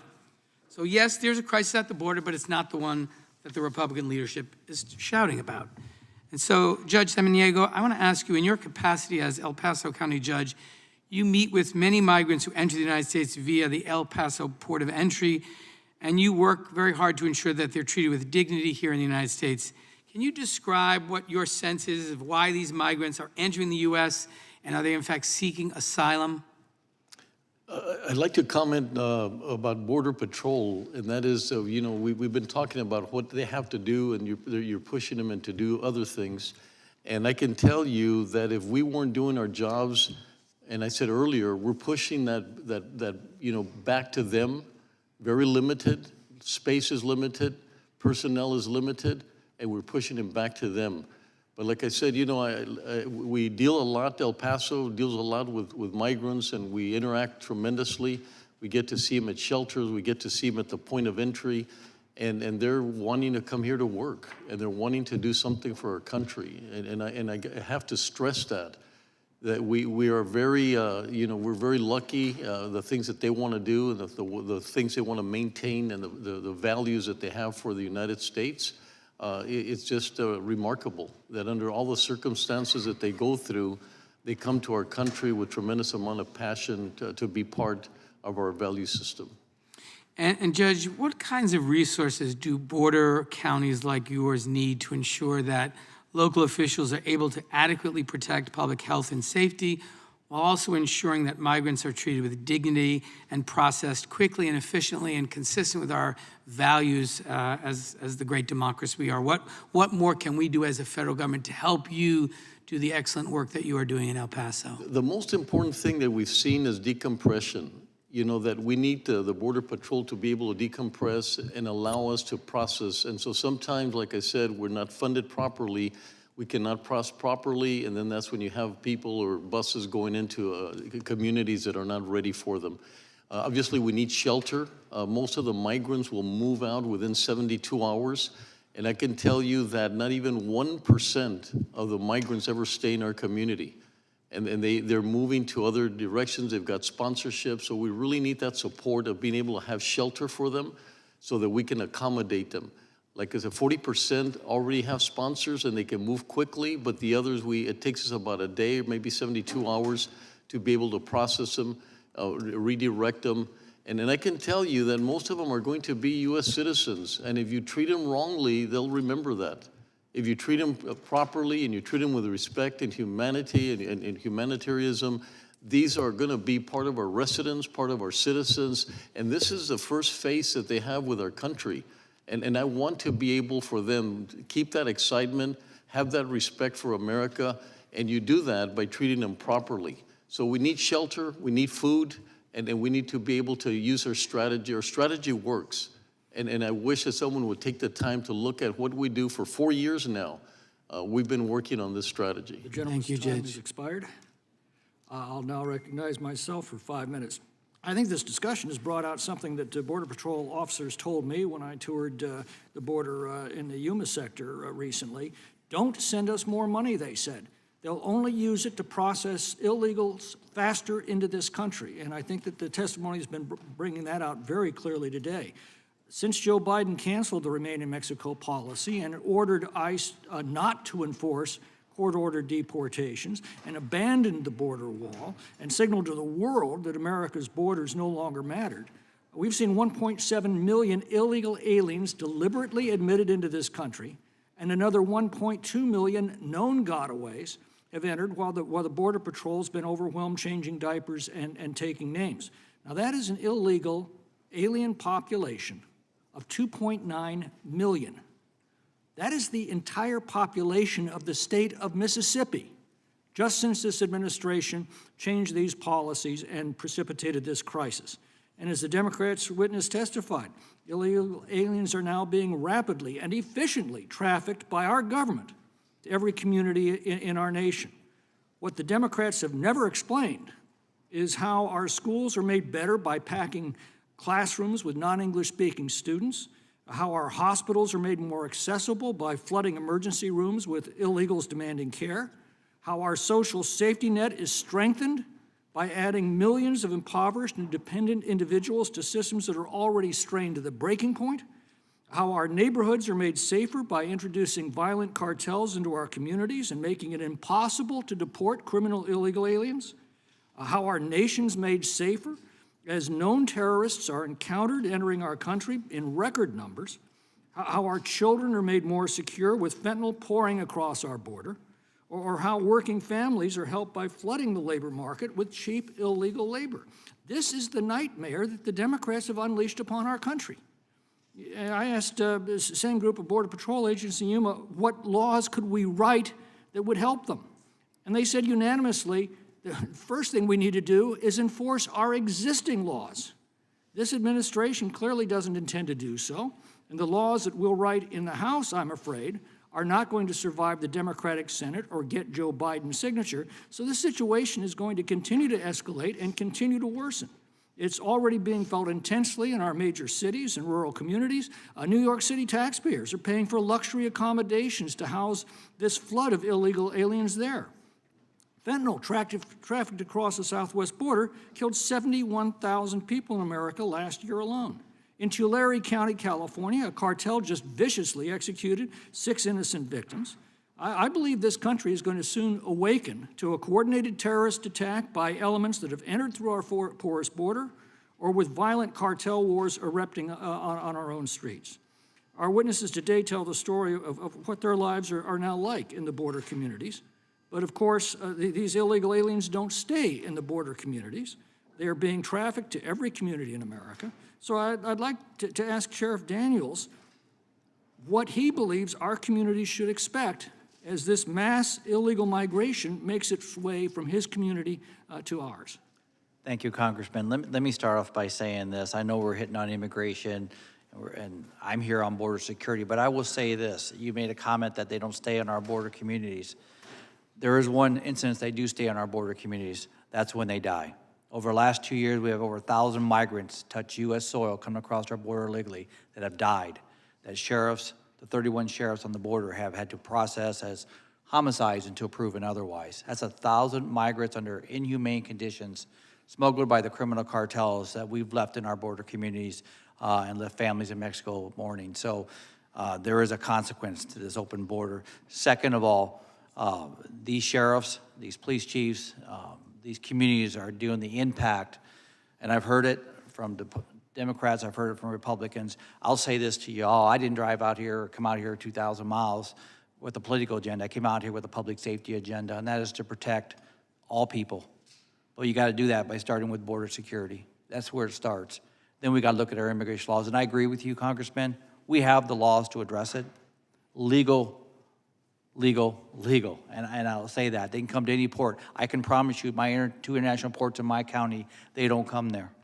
The only time we saw asylum claims on our 2 port of entries was when the cartels were having an internal rift and shot over 40 people we watched it happen from our international line in my county. We had cartel members claim incredible fear that were allowed in our country, that just executed somebody and then come in and claim credible fear because the other side was trying to kill them. So we have a problem on our border. We truly do, but we need you all's help. You all's help to do it, to fix it. Thank you. My time's expired. The gentleman from California, Mr. Swalwell. Mr. Dunn, thank you for coming today, and we all share your love and passion for NOAA and the determination to get something done. I have a family member, by the grace of God, is alive today after addiction, and also sadly know somebody who has died because of fentanyl. I also believe there's bipartisan support to take on China for its role in exporting fentanyl. And Sheriff Daniels, also thank you for doing a very hard job. Thank you, Congressman. 2 brothers who are deputy sheriffs, and you've got a very, very tough job, especially just where you are in the world. Would it help your job or hurt your job if you had 20,000 more Border Patrol agents assisting you on the Texas-U.S. border? Speaking on behalf of, Congressman, on behalf of my brothers and sisters from CBP, I would say that would help. Yeah, I agree. And we passed legislation in the Senate that would have done that, and I wish we could get a vote on that in the House. I also just want to talk to you. My brothers sometimes are a part of raids. You know, it's a car stop. You take guns and drugs out of the car. You put them on a table. You have a press conference. It's a deterrent to future criminals, and you show and hold up the law enforcement who did that. Sometimes they raid houses on search warrants, and again, they find illegal drugs and guns and paraphernalia. Do you consider those types of raids that your department have done, are those successes or failures when that happens? They're a little bit of both, I'll say, Congressman. A failure because the drugs are in the community, but a success because you all caught them. Yes. The reason I bring that up is because I think too often many of my colleagues on the other side have rooted on some of the chaos around this issue and don't want to be a part of the solutions or the change. And so recently there have been a number of tweets that my colleagues have posted. One of them from Mr. Gooden. It says, enough fentanyl to kill 140 million Americans was seized at the southern border in June. In honor of Overdose Awareness Week, I'm calling on Joe Biden to close his open border. Then Mr. Buck said, since November, enough fentanyl to kill 2.1 billion people has been seized at the southern border. We must secure the border and protect our children and families. The chairman of the Republican caucus, Ms. Stefanik, said over 800 pounds of fentanyl were seized at our southern border in October. This is Biden's border crisis. And this is just cheering on chaos instead of honoring the police who did the tough job, the hard work, and seized the drugs and took them off the streets. If we want to talk about some of the fentanyl facts, 96% of the fentanyl seized in the last fiscal year was seized at ports of entry. And 86% of the convictions around fentanyl coming across our border were convictions of U.S. persons. 86%. So we should talk about fentanyl. We should go after China. But this is chaos, what I'm seeing from my Republican colleagues. And when George Bush had successes, rightful successes, stopping the war on terror, I never heard my Republican colleagues say, well, someone was stopped from carrying out a terrorist attack. This is George Bush's terrorism crisis.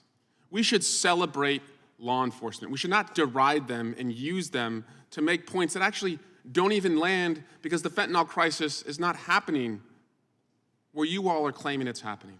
So I will take this opportunity and I'll thank Sheriff Daniels and the men and women he works with, and I'll thank CBP for the hard work they do. And I invite my colleagues to join us, not in chaos, but in change. And finally, Mr. Roy's bill that is a part of this hearing would seek to end asylum. An asylum process that has brought to the United States some of the best minds in science, some of the best athletes in the world, some of the best diplomats like Secretary Madeleine Albright. One person recently said, with respect to Mr. Roy's bill and proposal, are we stupid? Come on. This country was based on good minds. Look at Albert Einstein. We gave him a piece of paper to come in. We are letting the Albert Einstein of this modern time slip away. It wasn't a Democrat who said that.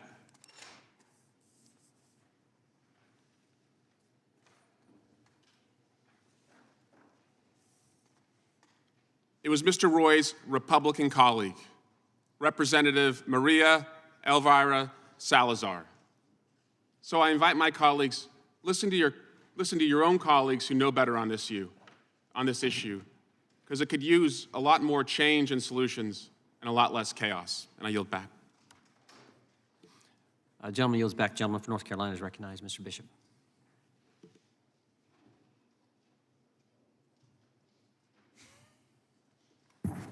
Thank you, Mr. Chairman. Mr. Judge Samaniego. Yes, sir. Did you hear about the conflict between the Mexican Army and the Sinaloa cartel in the city of Culiacan in early this month? I did. As described in The Guardian, it said that they captured Ovidio Guzman, who's son of El Chapo, prompting a wave of retaliatory attacks from cartel gunmen. After a night of violence, gunmen exchanged fire with security forces, blocking roads with burning vehicles and shooting at Army helicopters and police airplanes, bringing reinforcements to the city. According to one resident, heavy fighting raged for hours after Guzman a key figure in the Sinaloa cartel since the arrest of his father, was arrested in the city early on Thursday. It goes on to say that residents were locked into their homes. All major roads into the city were blocked with burning vehicles, and gunmen attacked a military air base. It goes on. You would agree that the cartels are dangerous organizations, aren't they? They are. And they've come to have extraordinary capacity to operate in Mexico, to the point that they can take on the Mexican army. Isn't that true? I'm not sure if that's a true statement, but Well, in this case, they actually had a running battle with the Mexican army where helicopter gunships were deployed to fire, and they were firing at them. There was an open warfare in the city. You do understand that, right, sir? I do understand that. Do you not see it as possible that in a future with an uncontrolled border, a border we can't control, that those same conditions could exist on the streets of American cities? I believe that's not the case because I think we're mixing two things. We're mixing one, and that's unrest. We have unrest ourselves here in the United States, just like in Mexico, and we're mixing two things. Are the cartels strengthened by the fees they receive for trafficking humans across the border? Well, you know, I think there's a lot of assumptions. Is that a hard question to answer, yes or no? Well, give me the question straight so I can understand what you My said. understanding is that billions in income come to the cartels, and according to the Border Patrol officers I've met, they say nobody comes across the Rio Grande. Nobody comes across the border without paying a fee of thousands. And many of these people don't have thousands, so they enter a life of indentured servitude until they pay it off. Their family might be tortured to pay for it. And the cartels earn billions from it. Is that not true? It's true, but it's true on the Trump era as well. Okay. It's not. It has nothing to do. I don't even with think it's necessarily should be a battle between Republicans and Democrats about who gets kudos for stopping the flood across the border. But isn't it true that the policy is strengthening the cartels, these dangerous cartels that can operate in the open and conduct open warfare with the Mexican army? Well, I think you're talking about the root cause, and that's a broken system. And we're having, we have to shoulder a broken system there in our community. So we just deplore it as a broken system. But we don't need to respond as if this is an emergency and a threat to the United States, that the same conditions could occur here? I'm not understanding how you're mixing the two things of trying to help asylum seekers. It's part of our Well, if this transnational criminal cartel organizations that exist, and they're capable of doing what they're doing in Mexico, and they're being strengthened day in and day out, and their drug trade is producing profits and expanding their forces in the United States, isn't it just a matter of time and amount before they can do the same thing here that they do there?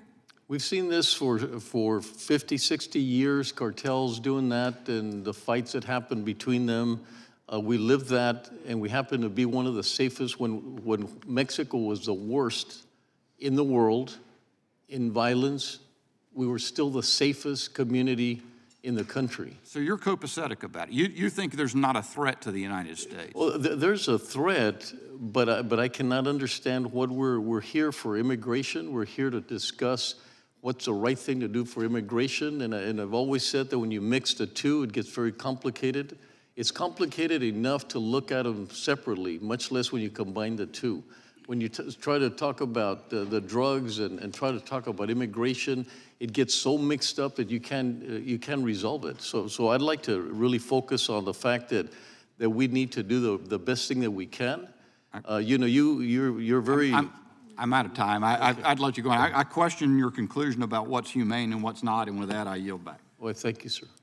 Chair recognizes the gentleman from California, Mr. Liu. Thank you, Mr. Chair.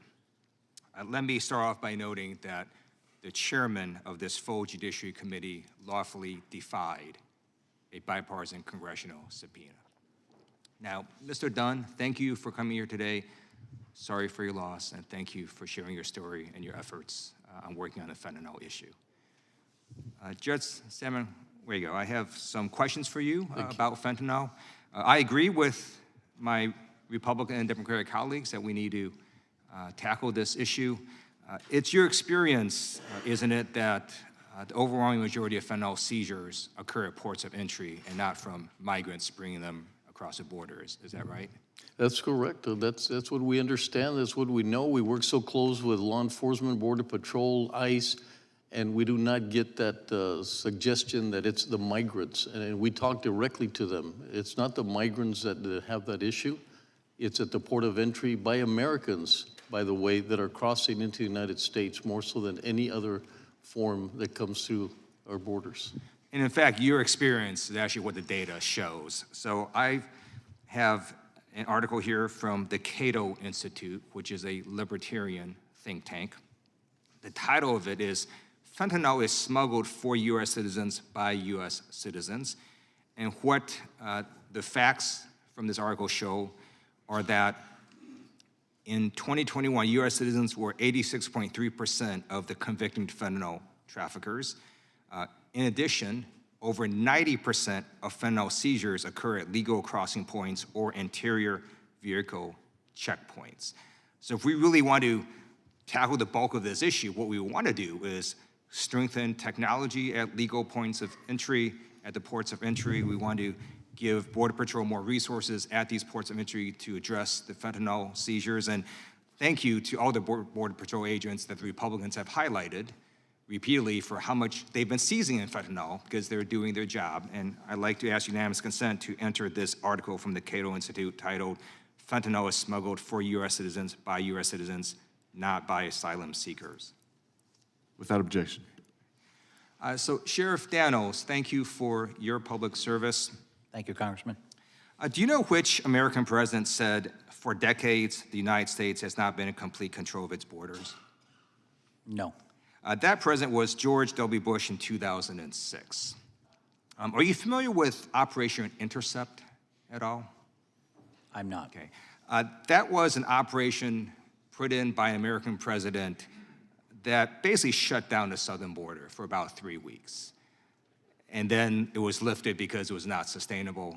That American president was Richard Nixon. This hearing is titled Biden's Border Crisis. That is completely wrong. It is not Biden's border crisis. This has been a crisis for over half a century, from Nixon and every American president after him. They have not addressed this issue. I'm going to read you some comments from various American presidents. 80 to 90% of the heroin that comes into the U.S. today comes across our southern border. You know who said that?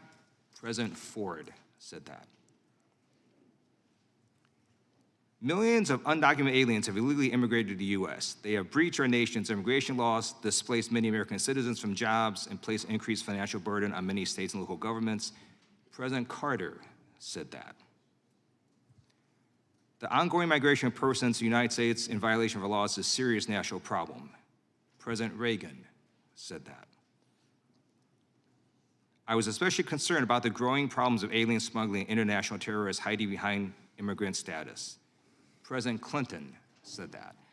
I could go on and on. The only folks that can actually fix this problem is the United States Congress by passing laws. And we had a chance to do that with a bipartisan comprehensive immigration reform bill that passed the U.S. Senate on a bipartisan basis. And guess who stopped it? House Republicans. So it is simply a false narrative that this is Biden's border crisis. It is a crisis of over half a century, and the people that can stop it are we in Congress. I urge Republicans, instead of doing hearings and doing talking points, to actually work with Democrats on a comprehensive immigration bill that will, in fact, solve this problem. And with that, I yield back. Chair recognizes the gentleman from Texas, Mr. Roy. I thank the chairman, Mr. Daniels, with respect to that previous point. There's been about 4.7 million apprehensions under the current administration. Is that unprecedented in your eyes? Yes. 2.7 million people have been released into the United States. Is that unprecedented, in fact, way off the charts compared to past numbers? Yes. The extent to which fentanyl is pouring into our communities, is that precedented? Yes. Or is it precedented? It's unprecedented, correct? Yes. Yeah. I heard. I would ask the Judge Samaniego, you testified that there's no invasion. There were 162,000 encounters in the El Paso sector alone in the first quarter of this fiscal year. Does that sound correct? According to Border Patrol numbers. 55,000 in December alone. Is that correct? We had the Democrat mayor of El Paso who has been busing people to New York City. Truth? No. The Democrat mayor of El Paso has not been putting people on buses, sending them to New York City. Not without notification at the other end. Okay, but they're putting them on buses and sending them to New York City. And New York City today is asking the federal government for money to process individuals that they're dealing with overflowing in New York City. Now, you testified earlier that you weren't getting help from the state of Texas. Now, the city of El Paso declared emergency, but has the county declared emergency? No. No, the county has not declared emergency. No, we did not. The earlier testimony that you had before, you testified that this effort to want to secure the border is racist. So here's a question for you. 50% of Border Patrol are Hispanic. Border Patrol overwhelmingly wants us to change policies to secure the border. Not just as some are testifying that we need more resources. I know that Mr. Daniels, Sheriff Daniels, testified that having 20,000 additional agents would be helpful. The answer to that is of course. Of course having more personnel would be helpful. But the question is what do they most want? Mr. Daniels, what does Border Patrol most want to secure the border? Do they want policy changes to actually enforce the law, or do they want more resources? Which would they rank higher? Policy changes. What kind of policy changes? Enforcing the laws of the United States at the border? Enforce the rule of law, and I'll share this add-on too, support from, they feel like they're not being supported by this administration. If we had a law that said that we should follow current law to detain individuals claiming asylum for the pendency of the adjudication of that claim, to require that they be detained according to current law, would that be banning asylum? No. And if people are claiming in this committee that it is banning asylum, would that be untrue? Yes. Hector Garza works in Laredo, Texas for Border Patrol. He's a friend. He is Hispanic.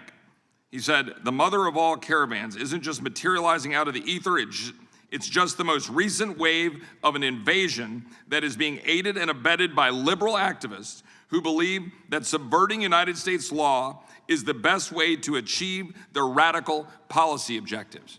Mr. Daniels, do you believe that Hispanic Border Patrol agent Hector Garza is racist by describing what we're experiencing at the border as an invasion and suggesting that it is in fact the policies of liberal activists represented by my Democratic colleagues in this committee and in this House, that is what is subverting United States law? Do you believe that is racist? No.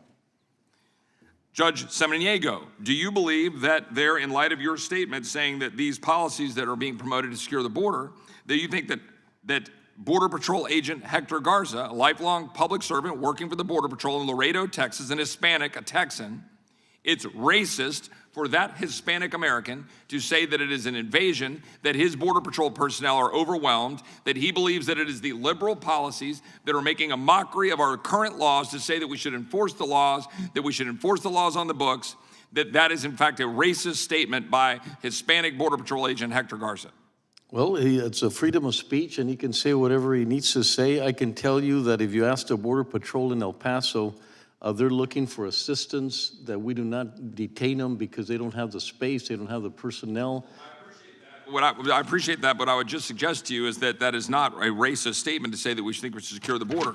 This chart, Mr. Daniels, can you see it from there? Can you see the uptick in the numbers here, way up here? Yes. That chart reflects the uptick in migrant deaths. That's 2020 to 2022. Almost 1,000 migrant deaths at the southwest border of the United States. We had 53 migrants die in a tractor trailer in San Antonio, cooked in the Texas heat. 57 were killed when a tractor trailer crammed with migrants rolled over the highway, crashing in Mexico's southern state of Chiapas. Ask me this, is it Christian for migrants to be treated like that and to die in tractor trailers? Would anybody at this panel think it's Christian? Mr. Dunn, you go to church in Hays County. Is it Christian to allow migrants to die like that? No. Time has expired. It is not. Thank you, Mr. Dunn. Thank you. Before I call on you, I have a few articles that I want to read into the record. El Paso forced to bus immigrants out of town amid mass migration, from the New York Post. El Paso joins Governor Greg Abbott in busing migrants to New York City, from Texas Tribune. And El Paso looks like a third world country after Texas border city, from the New York Post. Without objection, recognize the gentlelady from Washington, Ms. Jayapal. Thank you very much, Mr. Chairman, and I want to thank the witnesses, all of you, for being here. Mr. Dunn, I want to join my colleagues in expressing my condolences to you and your wife, Janelle, and your family for your profound loss of Noah. For 4 years, Donald Trump pursued some of the most inhumane immigration policies as president. He cruelly tore thousands of children from their parents and did everything in his power to dismantle any parts of the U.S. legal immigration system and refugee resettlement system, a system that has been called the crown jewel of American humanitarianism, not by liberal radicals, but actually by the Association of Evangelicals. Today, my colleagues across the aisle want to go even further than Donald Trump, with policies that would effectively end asylum and place unaccompanied children in Remain in Mexico type proceedings. Not even Donald Trump went that far. But don't take my word for how extreme this is. Even other Republicans have said that these proposals go too far, calling them extreme, and again, not liberal radicals calling them extreme, or calling them anti-American. That was from another Republican, other Republicans in this Congress. In fact, one Texas Republican said, and I quote, "Border security and immigration are two separate topics. One can be for a strong border security presence that prevents terrorists, fentanyls, and bad actors from entering our country, and one can be for welcoming future Americans in through the front door." So here are some facts. Since Congress created the Department of Homeland Security in 2003, we have spent over $350 billion on the agencies that enforce immigration law. Federal immigration spending has surpassed what was promised in multiple immigration bills that would have reformed the actual system so that there are legal pathways for people to come to this country. But we know that throwing money at the border without also fixing the legal immigration system is not going to be successful.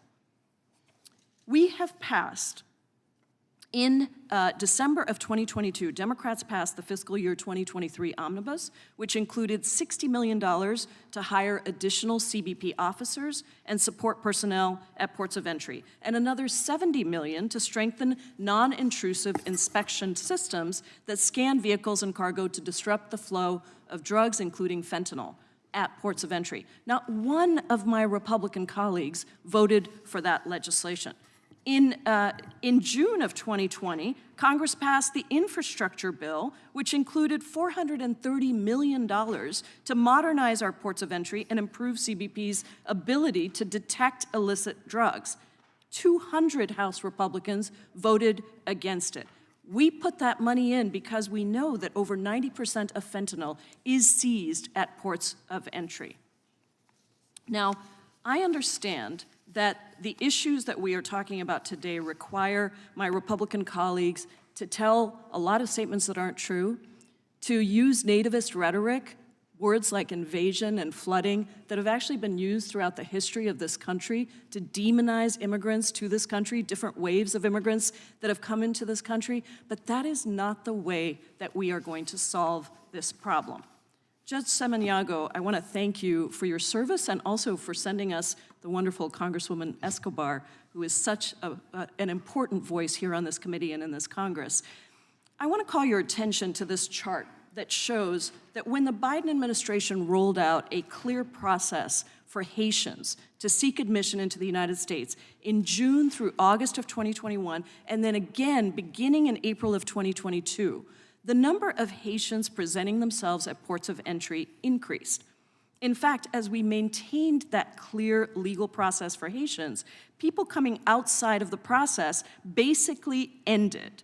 In your experience, meeting with people seeking safety. Do you hear a persistent desire to follow a legal process to enter the United States? Absolutely. I've seen some incredible situations where they're waiting in Juarez under very difficult circumstances, and sometimes the only reason they cross is because it gets so difficult for them. So they're really are interested in doing the right thing. And I'm glad you mentioned the separation of children. There's nothing more heartbreaking. And I want to give credit to our Congresswoman who's really stepped up. So sometimes it doesn't take a law, it just takes a person in El Paso and everywhere else. No longer is a separation of children because she found it to be offensive. She stood up for it, she's championed for that, and we no longer do that. And I think that's quite an accomplishment. Thank you. My time is yielded. I do ask unanimous consent, Mr. Chairman, to enter the following statements into the record. The American Immigration Lawyers Association, Church World Services, Coalition for Humane Immigrant Rights, First Focus Campaign for Children, Human Rights First, Kids in Need of Defense, National Immigration Law Center, National Immigration Project, Project on Government Oversight, and the Southern Border Communities Coalition. Without objection.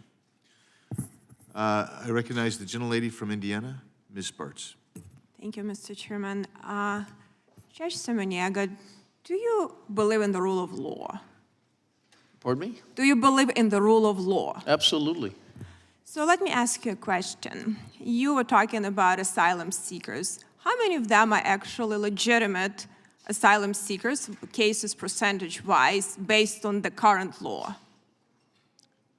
I think that's an impossible question because they have the right to say that they have credible fear, and it's not my position or my role to determine whether that's true or not, but that's the court. What the cases, when you go and look at these cases, what is a percentage of them actually legitimate? What do you assess? That is actually was not abuse? From the stories I've heard and what they go through and how they're persecuted in their countries and how, you know, how they're treated, and it's not economically driven as much as it's fear driven. So what is the percentages actually that could be legitimate?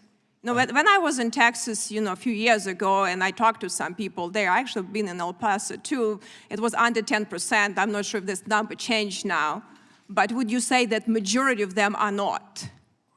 Well, I mean, you're asking for a non-objective. I mean, I can't Okay, tell then you let that. me question. If there are a lot of illegitimate cases, do you think it hurts legitimate asylum seekers that actually can be killed by their government?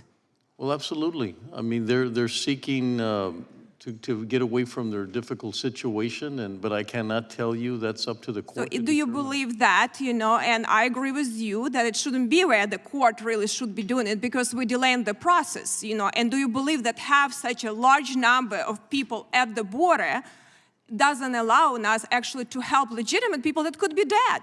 Because we have some people that very desperate people, don't get me wrong, life is tough in a lot of countries. There are a lot of things, you know, that is real bad. But we have people really in a life and death situation. Do you believe to have such a scale of people coming to the border and maybe abusing the system and cartel take advantage of some of these people actually hurts legitimate people?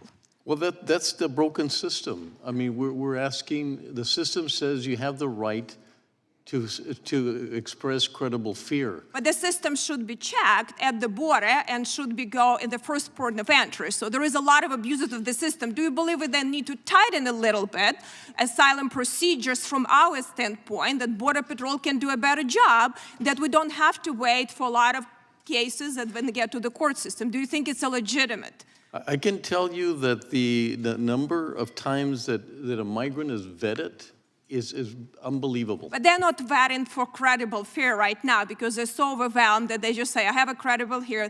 Cartel gives you a piece of paper, say what you say the right thing to do, and they just let you go. And hopefully they give notice to appear. Some of them don't even give them anymore because they cannot process it. It's becoming a situation where it's becoming, no one can handle this amount. So do you believe we need to improve that from your perspective, that it's not enforcement issue, that enforcement alone needs to be tightened? Is that Absolutely, it needs to be improved, but I think you're not giving us a solution. It's not an easy solution for us to determine whether it is or it isn't credible fear, because the law says that if you express it, then we have to accept Well, it. at least we agree something the law maybe need to be tightened because we're really hurting the people. Do you believe that cartels making so much money on desperate poor people that the message spread, they all come to the country, is really hurts legal immigration, but also it's really creating modern-day slavery because these are desperate people. Do you believe that would be characterized like that?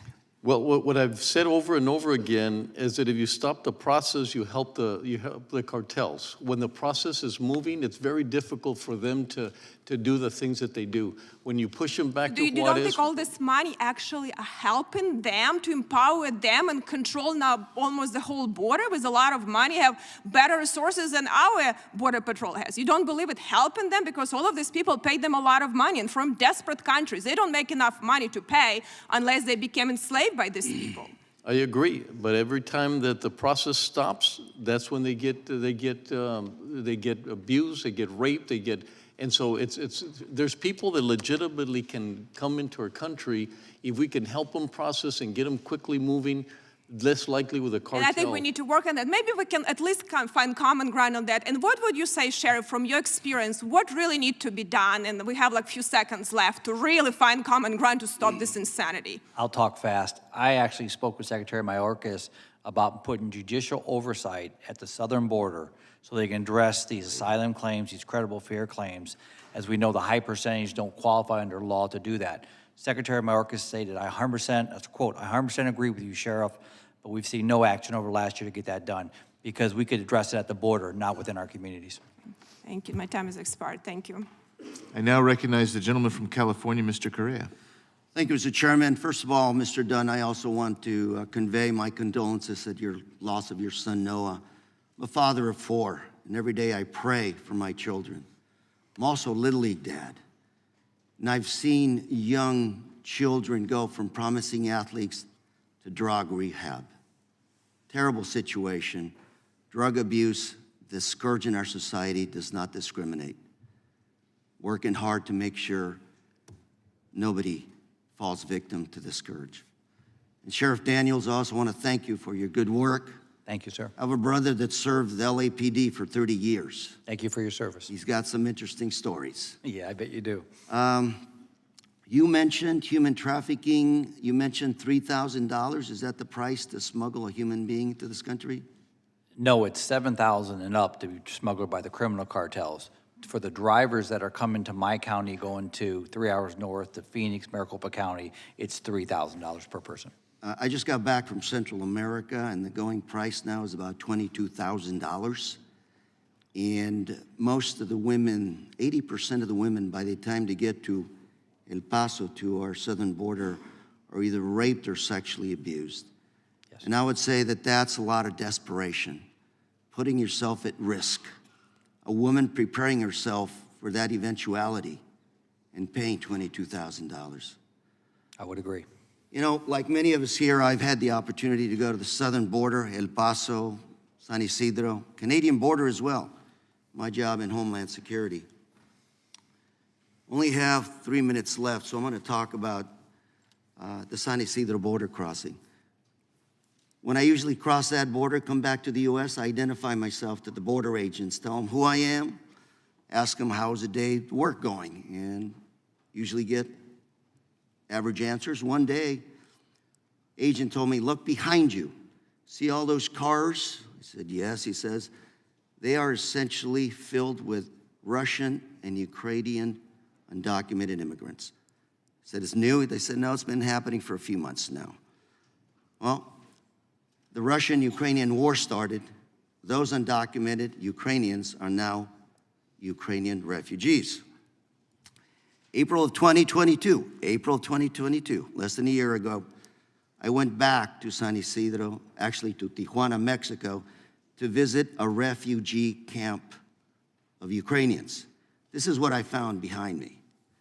The Mexican government took a baseball field, turned it into a refugee camp. The Mexican police were guarding that camp to make sure those refugees were safe. American private and public donations poured in.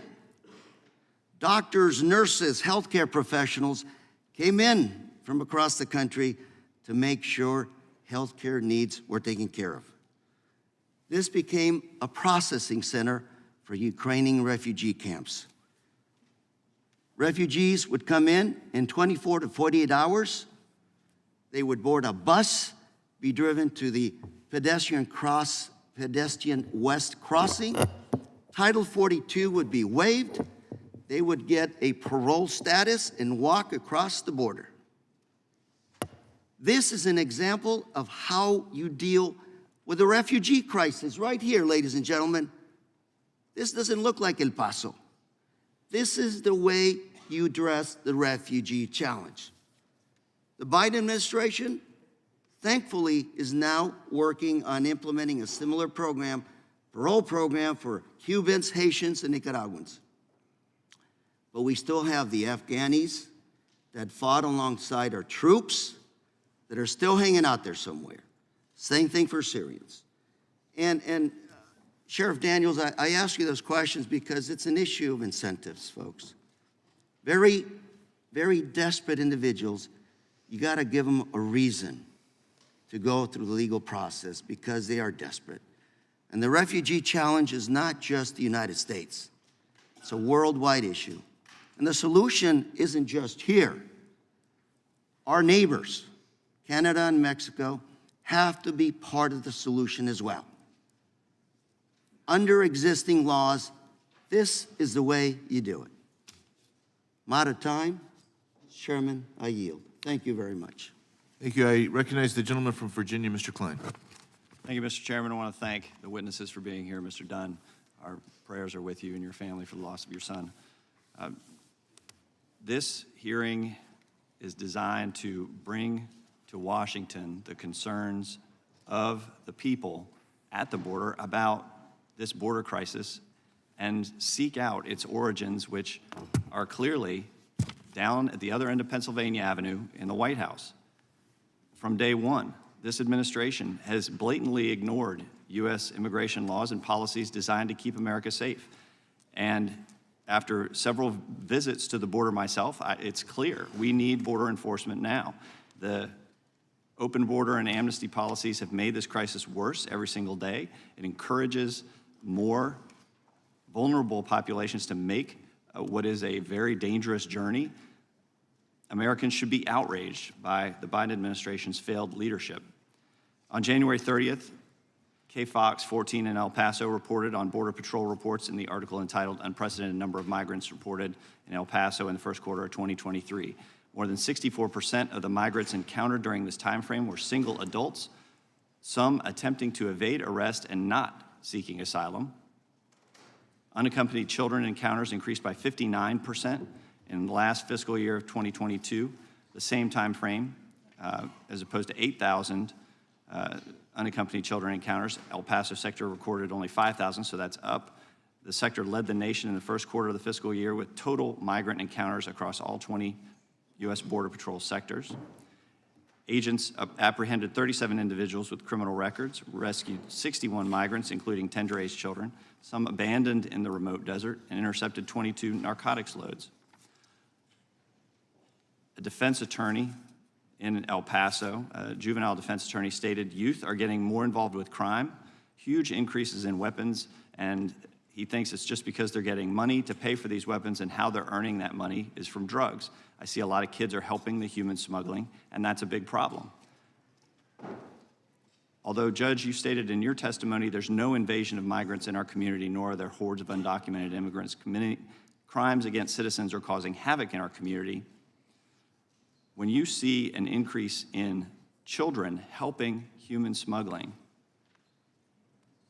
how is that not the case? How is it not the case that these policies are contributing to the delinquency of minors in your area?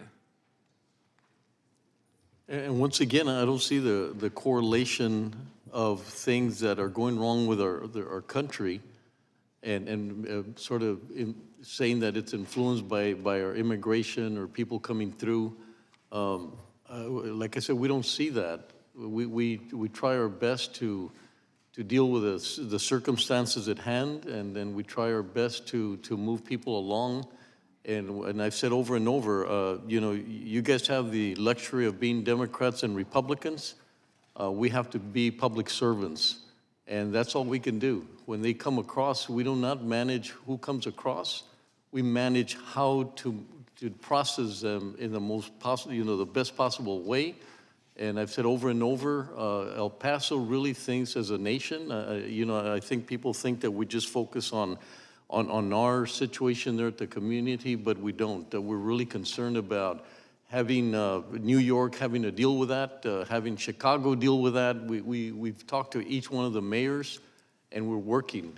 I think if we were to put in more of a national system of allowing communities to say who needs the migrants, and then helping us to process them there, and I use the Houston model, is just exceptional.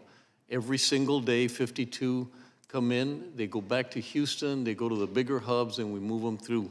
And so that's where we need your help. We need your help, not to whether or not what we're doing is right or inaccurate, but the fact that it's a community that really shoulders a tremendous amount of a broken system. Well, and you say that the transportation of these individuals to other cities is necessary to prevent your community from descent into chaos, correct? No, that's not true. So you're fine keeping them all in your jurisdiction instead of sending them to other locations? We would welcome them, but it's a shame that they're concerned about being close to the border because of how they're going to be treated and how they're going to be deported, even if they shouldn't be deported. So you've got migrants wanting to move into the interiors simply because they don't feel safe. Even if they're here processed and legal. Once they're processed, they're legal in our community. And so, once again, I think we're helping the nation do the right thing. Gentleman's time has expired. The chair recognizes the gentlelady, Ms. Scanlon. Thank you, Mr. Chairman. Our colleagues on the other side of the aisle seem to have called this hearing to really promote fear-mongering or disinformation in order to justify a radical plan that would effectively shut down asylum to everyone. And the plan is so extreme that their Republican colleagues have objected that it's ineffective, inhumane, and even un-American. And what I find particularly pernicious is the attempt to conflate the issues of migrants seeking legal asylum through our legal processes with the very real scourge of fentanyl trafficking, which, as CBP data demonstrates and Judge Samaniego has testified, overwhelmingly comes through the ports of entry in trucks and cargo ships, not on the backs of migrants trying to flee poverty or violence in their home countries. By falsely suggesting that migrant families seeking asylum are the source of the fentanyl epidemic, we can't even start to craft policy measures that could actually address either of these issues, the fentanyl crisis or the humanitarian issues raised by the push factors in South and Central America and our immigration laws. So I don't want to waste this opportunity, and since most of my experience before coming to Congress has to do with how badly broken our immigration laws are, I just wanted to focus there. How do we handle the increase in asylum seekers at the southern border with real fixes like some of those that Judge Samaniego has suggested? As I suggested, we do need to address the root causes of migration, but we need to have functioning pathways here in this country that people can pursue. I mean, I've represented enough folks seeking asylum to know that there aren't functional pathways. I think we heard a statistic that only a small percentage of people seeking asylum are actually entitled to it. That's not true. The statistics vary very widely across the country, but in some areas, particularly on the border where there are less friendly judges often, the rates are very, very different than in other areas across the country. So, Judge Samaniego, you are not an immigration judge, are you? You don't adjudicate asylum claims. We do not. Okay, I did want to clarify that. Now, a couple years ago, I had the opportunity to visit the border and speak with Customs and Border Patrol, Homeland Security agents, and advocates, and did see that there is a humane process available there. and I really appreciate that. Why do you think that's been so successful over the years, particularly when compared with other cities and counties along the border? I think one is that we've accepted to be humanitarian, and when you do not start at that point, then you don't create processes, you don't create ways to handle them, the NGOs are not working with you, the Border Patrol doesn't work with you. So I think the moment that you make that determination that you're gonna be humanitarian, it forces you to come up with systems to help out. And there are some, for example, there's things that we could do. The Venezuelan population dropped tremendously as soon as the Border Patrol has an app that you can now, from your country, you can begin to apply. And we're talking about vetting the credible fear. So you're able to do a little bit of that, and the numbers drop tremendously. I think also I was able to talk to the ambassador from the U.S. to Mexico, and he talked about what do we do at the origin. The point of origin is very important because we know that, for example, why is Colombia not treating Venezuelans properly, and then Venezuelans have to leave their country to come to our country? And so it's not just a pull that we have a push that we need to look at as well. And so, I think if we get creative, but I think once you start with the idea that you have to, it's safety, that we have to make sure that the economy is taken care of. El Paso was one of the strongest economies in all of Texas. We were one of the strongest. And so while we're dealing with the situation, we have to worry about the economy. So the economy, the safety, and being able to do the right things from the humanitarian. I think if you start from that premise, I think things are more solvable. If you start from the premise that you don't want them here, then what's the solution? Well, and I do want to pick up on that because over the past few months, Texas's governor has sent dozens of busloads of vulnerable migrants to Philadelphia, which I represent, without notice or coordination, which of course has made it more difficult for our willing city authorities to welcome those folks. But when you have 2 buses dumped on New Year's Eve morning before 6 o'clock and you have vulnerable people without coats, it's very difficult. So I appreciate your insight that cooperation can smooth over many of the issues that we're dealing with. I see my time has expired. I yield back. Thank you, Congresswoman. I recognize the gentleman from Wisconsin, Mr. Tiffany. Judge Samaniego, you said in one of your answers earlier that people come here because they're passionate, and you've advocated for allowing people to come in here. Do you think that's a reason why we should allow people into America on a legal basis because they're passionate to come to America? Well, no, I said they were here for different reasons. They just happen to be passionate as an additional component. I mean, they come because they're fearing what's happening in their community. I've talked to, like I said earlier, when they tell you that every day their mom or their dad calls them and says they come here looking for you every morning and they want to know where you're at, that's why they're moving in this direction. Thank you. I'm really glad this issue in regards to Governor Abbott moving people to various cities around the country has come up.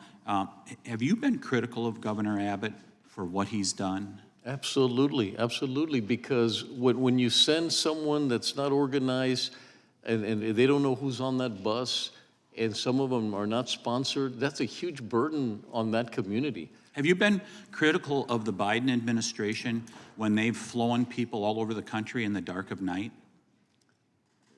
I don't know of that taking place. I apologize. So you have not seen, for example, I have an article here entitled "Biden Administration Quietly Flies Illegal Immigrants to New York in Middle of Night," and we just heard from a fellow member on this panel saying they're doing it in Philadelphia also. Do you think that's right for the Biden administration to do that? Well, I think it's an indication of that they have to decompress, because when we get flights that are going out, it's to decompress the system there with the Border Patrol and has nothing to do with our community. So did you give the benefit of the doubt to Governor Abbott and say, well, maybe they're decompressing these people on their trips to these cities?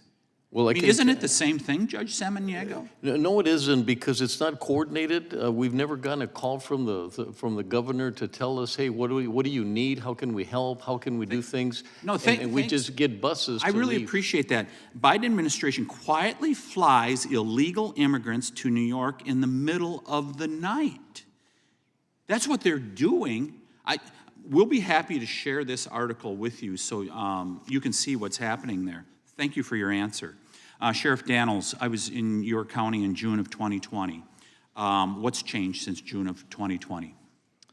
Well, we went from, just to put it in perspective, around 5% of my jail population was border-related, up to almost 45% now, 45%. We've seen the pursuits. Last year, we put 180 people in jail for pursuits that were deadly pursuits. When I say deadly, driving at 100 miles an hour plus, endangering communities.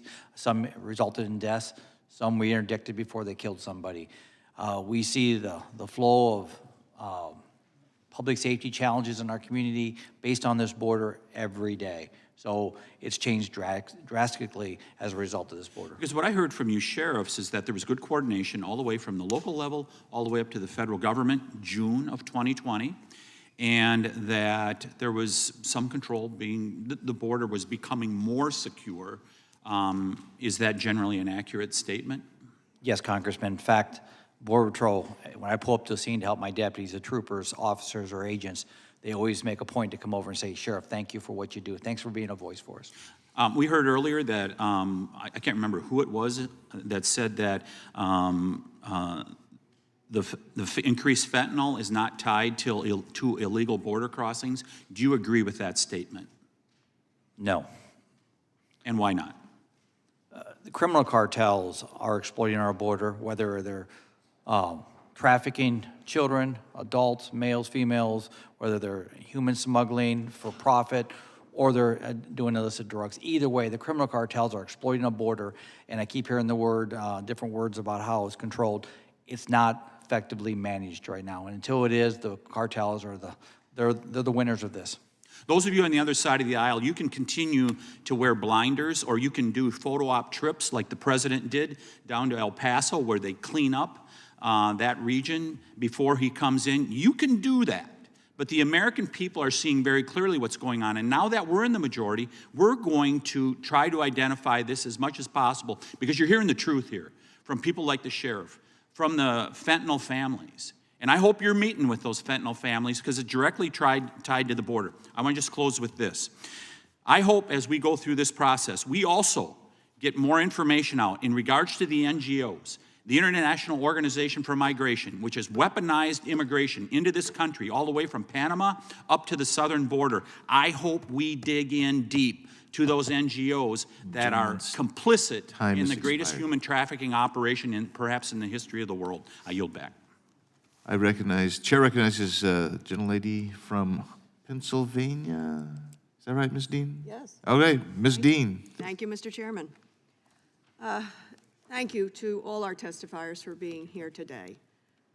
We benefit from your experience and your service and your knowledge and your heartbreaking family experience. You know, before I ran for Congress, I was a professor. For 10 years, I taught at LaSalle University in Philadelphia, teaching writing and rhetoric and ethics.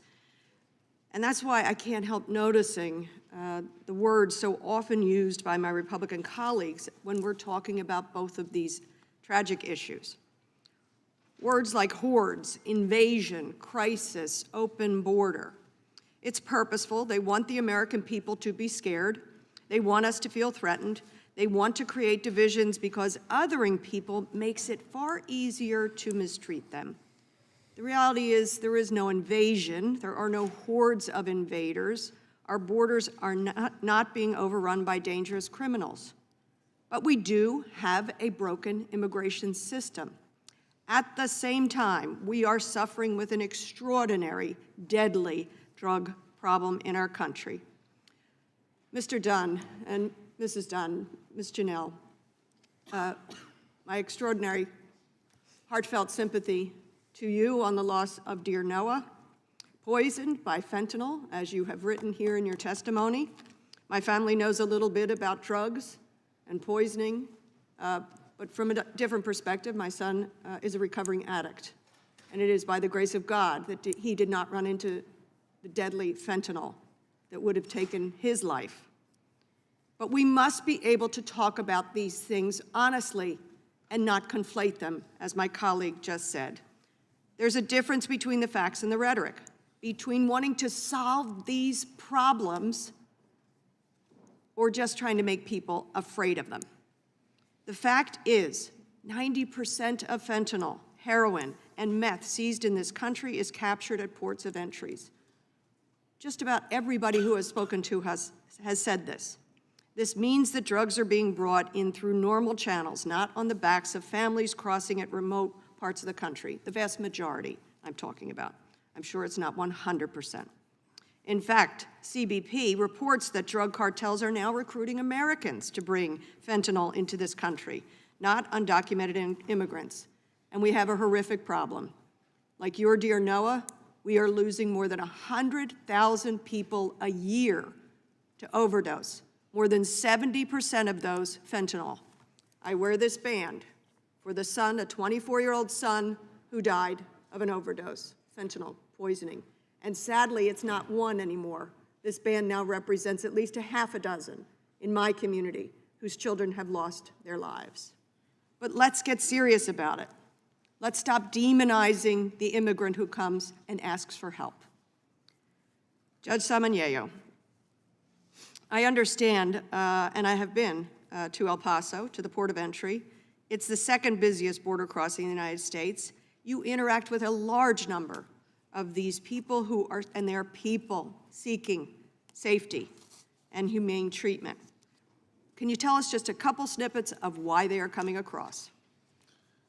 And I said earlier, a large number that you hear is that they were in their country, they were abused, they try to defend themselves, and they get targeted. That's one big category, where they're just trying to do the right thing in their own country, but their own country rejects them, and then they target them. That's a big part of it.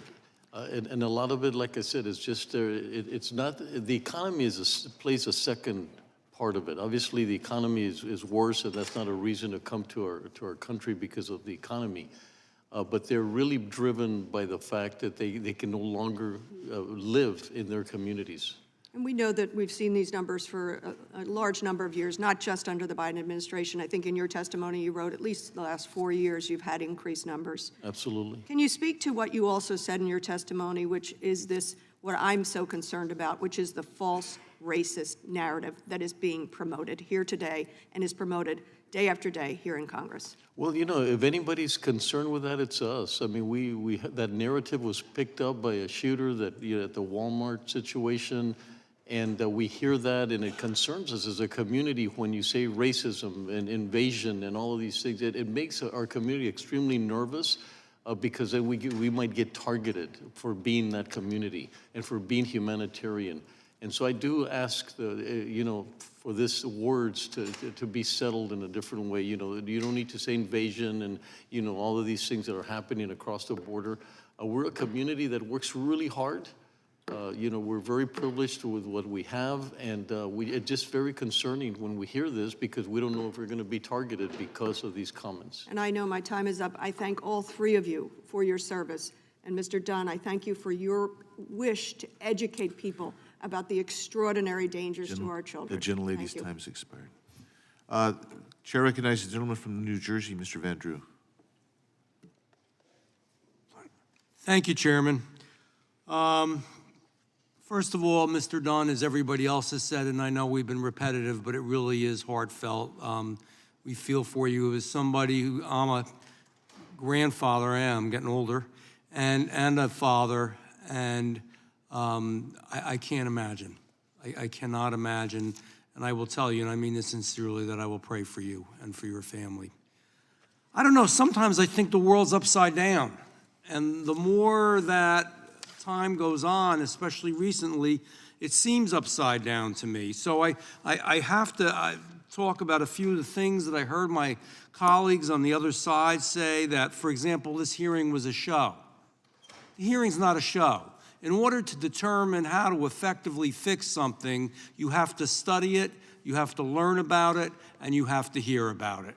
And that's what this hearing's about. It's not a show, and it's also not anti-immigration. None of these Republicans, And I'm sure none of the Democrats are anti-immigration, but we are anti-illegal immigration. There is a difference. There is the rule of law. I don't know where we've lost that, and that's what I mean by the world being upside down. The rule of law, that you follow laws and things happen in a certain way. And the other secret here that people sometimes don't want to talk about is no country that's ultimately successful for a long period of time has wide open borders. Yes, there can be border problems. America's had border problems. Many countries have had border problems. But nevertheless, you can't say that you can just have completely open borders. If that's true, let's just open our country completely to every single country in the world and say we have no borders, and as many people want to come here can come here, whether they're sick or not, whether they have other issues or not, whether drugs are coming in or not. And yes, drugs are coming in because the cartels are helping these people to get across and using them. And human trafficking is happening, and human abuse is happening. I'm sorry, Judge, but it is. And if you talk to people down there, I know the people you talk to don't see it and hear it, but the people that I do, and we're going to go again real soon, do see it and hear it. It's true. It's real. I kind of empathized with the Sheriff Daniels, when you spoke about Secretary Mayorkas, because I've had the opportunity to ask him questions a number of times when I was on the Homeland Security Committee, and the guy doesn't tell the truth. Nobody wants to say that openly, but I will. The guy's a liar. He does not tell the truth. And when he tells you he's going to look at something, he doesn't. When he tells you he's going to do something, he doesn't. When you show him a video of terrible things happening, once it was a video of a young officer actually saving somebody's life that was drowning, and they found out that it was a drug dealer whose life he saved. By the way, the officer died. That's the truth. The truth is we have a problem. And the truth is that we need borders that are effective, and we need borders that are sealed. And the truth is, it is Biden's. I'll be the partisan one here. It is Biden's problem, because in 2 years it's radically changed. When President Trump put together a strong array of immigration policies at stemming the flow of illegal immigrant crossings, there was so much of a reduction. It was so much safer. It was getting better. It was working. And you know what? Legal immigrants don't like the illegal immigration. They don't want to be mixed into that. And his very first day in office, President Biden decimated this process. He ignored the experts. He ignored the expert advice of those serving at the borders. He turned his back on the millions of Americans that live in border communities. Does anybody care about all these people that are being overrun? Well, we're all going to care soon, because we're all going to be overrun. And that's not hyperbole. It's not extreme. They're being shipped all over the country. He ended the construction of the wall. He refused to deport any illegal immigrants for the first 100 days, so he terminated the declaration of a national emergency at the southern border, all in one single day. Did we put out a message that we wanted illegal immigration? Absolutely. And you know all the things that have happened since and how many gotaways have got away. But I wanted to ask something to the sheriff, because I don't have time. I'd love to talk on this longer. Kamala Harris was appointed the border czar. So that means she should know this border in and out and in every way, along with Mayorkas. Has she? Have you had a lot of interaction with her? I'm done talking, but can he answer that at least? Yes, gentleman's time has expired. You may answer that question. No. No. I hope everybody heard that. That's the answer. That's the truth. Thank you. The gentleman's time has expired. Recognize the gentlelady from Texas, Ms. Escobar. Thank you, Mr. Chairman. I'd like to also join my colleagues, Mr. Dunn, in expressing my heartfelt sympathies and condolences for the loss of your son. Sheriff Daniels, thank you for your service to your community and to our country. And again, Judge Samaniego, I'm so grateful for your compassionate and strategic leadership and your partnership with the federal government. Really appreciate your testimony here as well.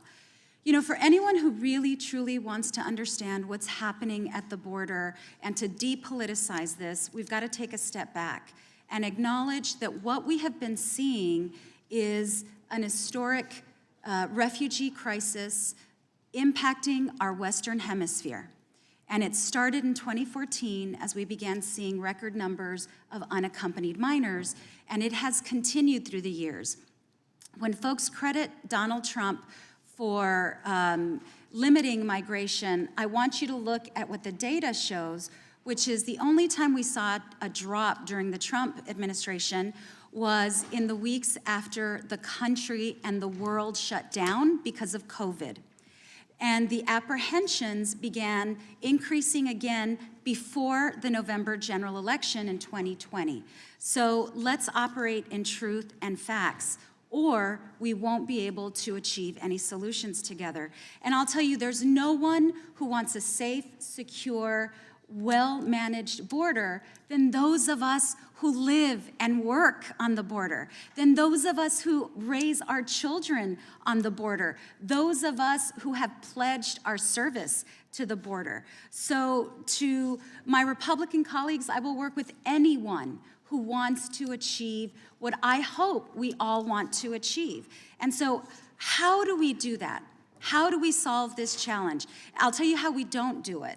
We don't keep doing more and more of the same. The definition of doing the same thing over and over again and expecting a different result is insanity. What have we been doing for decades in America? We've been addressing immigration as a border-only issue, and that is an expensive failure. So how do we solve this? Number one, Congress needs to open up legal pathways. We haven't done that in decades. For many of these migrants, there is no line for them to get into. There's no right way for them to use, except for asylum, which is legal. We should also recognize that our country needs immigrants. I don't know about you all, but every CEO I talk to says we need a labor force. I have had CEOs from different parts of the country tell me, can we have some of those asylum seekers in our community? Because we can't get anybody to go to work. So we need to recognize how advantageous immigration is for America. We also need to modernize our processing and include a federal civilian workforce so that, Judge, you don't have to step in and fill in where the federal government has failed. Most importantly, we can depoliticize this work and work for real solutions. So if we want to end the scourge of fentanyl, I sure wish my Republican colleagues would have voted for the bipartisan infrastructure law, which funds technology at our ports. If you want to help defeat the cartels, fund the president's budget as he applies historic resources to do this. If you want to erode the power of the cartels, advocate to end Title 42. And if you want to secure the border, I sure wish you would have voted for historic funding for the Department of Homeland Security in December. But every member of the Republican Party, every colleague actually on this panel who is a Republican voted against that funding. And in fact, in December, President Biden asked for $5 billion for the Department of Homeland Security. Republicans cut that in half and then voted against it. Judge, in that funding was money for communities like ours, for governments like yours that help partner with us. If the Republicans would have had their way, and if that funding wouldn't have made it to you to help, who or what agency would have been hurt the most? Oh my goodness, just a fact of not having the funding, obviously everybody gets hurt because now NGOs have to step in without any money. Everything gets shifted away from what they need to do. I can tell you FEMA helping us really took that was such an incredible opportunity for us to be able to shelter, to process, to do the things that we wanted to do in a very organized manner. And when you can't help, what agency has to pick up the burden? What federal law enforcement agency? Well, the Border Patrol. That's Border right. Patrol. They feel, that's why we have such a great relationship, because they know that if we weren't doing our job with the community, they would have to have, there's 1,200, they have 1,200 beds available. Sometimes they got as much as 5,500. When we help them, the flow comes through, they're feeling good about it, and we take all that pressure away from the federal government. Thank you, Judge. My time has expired. I yield back. Right now. Before we go to our next interlocutor, I guess, do any of you need like a 5 or 10 minute break? We do. Okay, so we're going to recess for 10 minutes, or the sound of the gavel. We're in recess.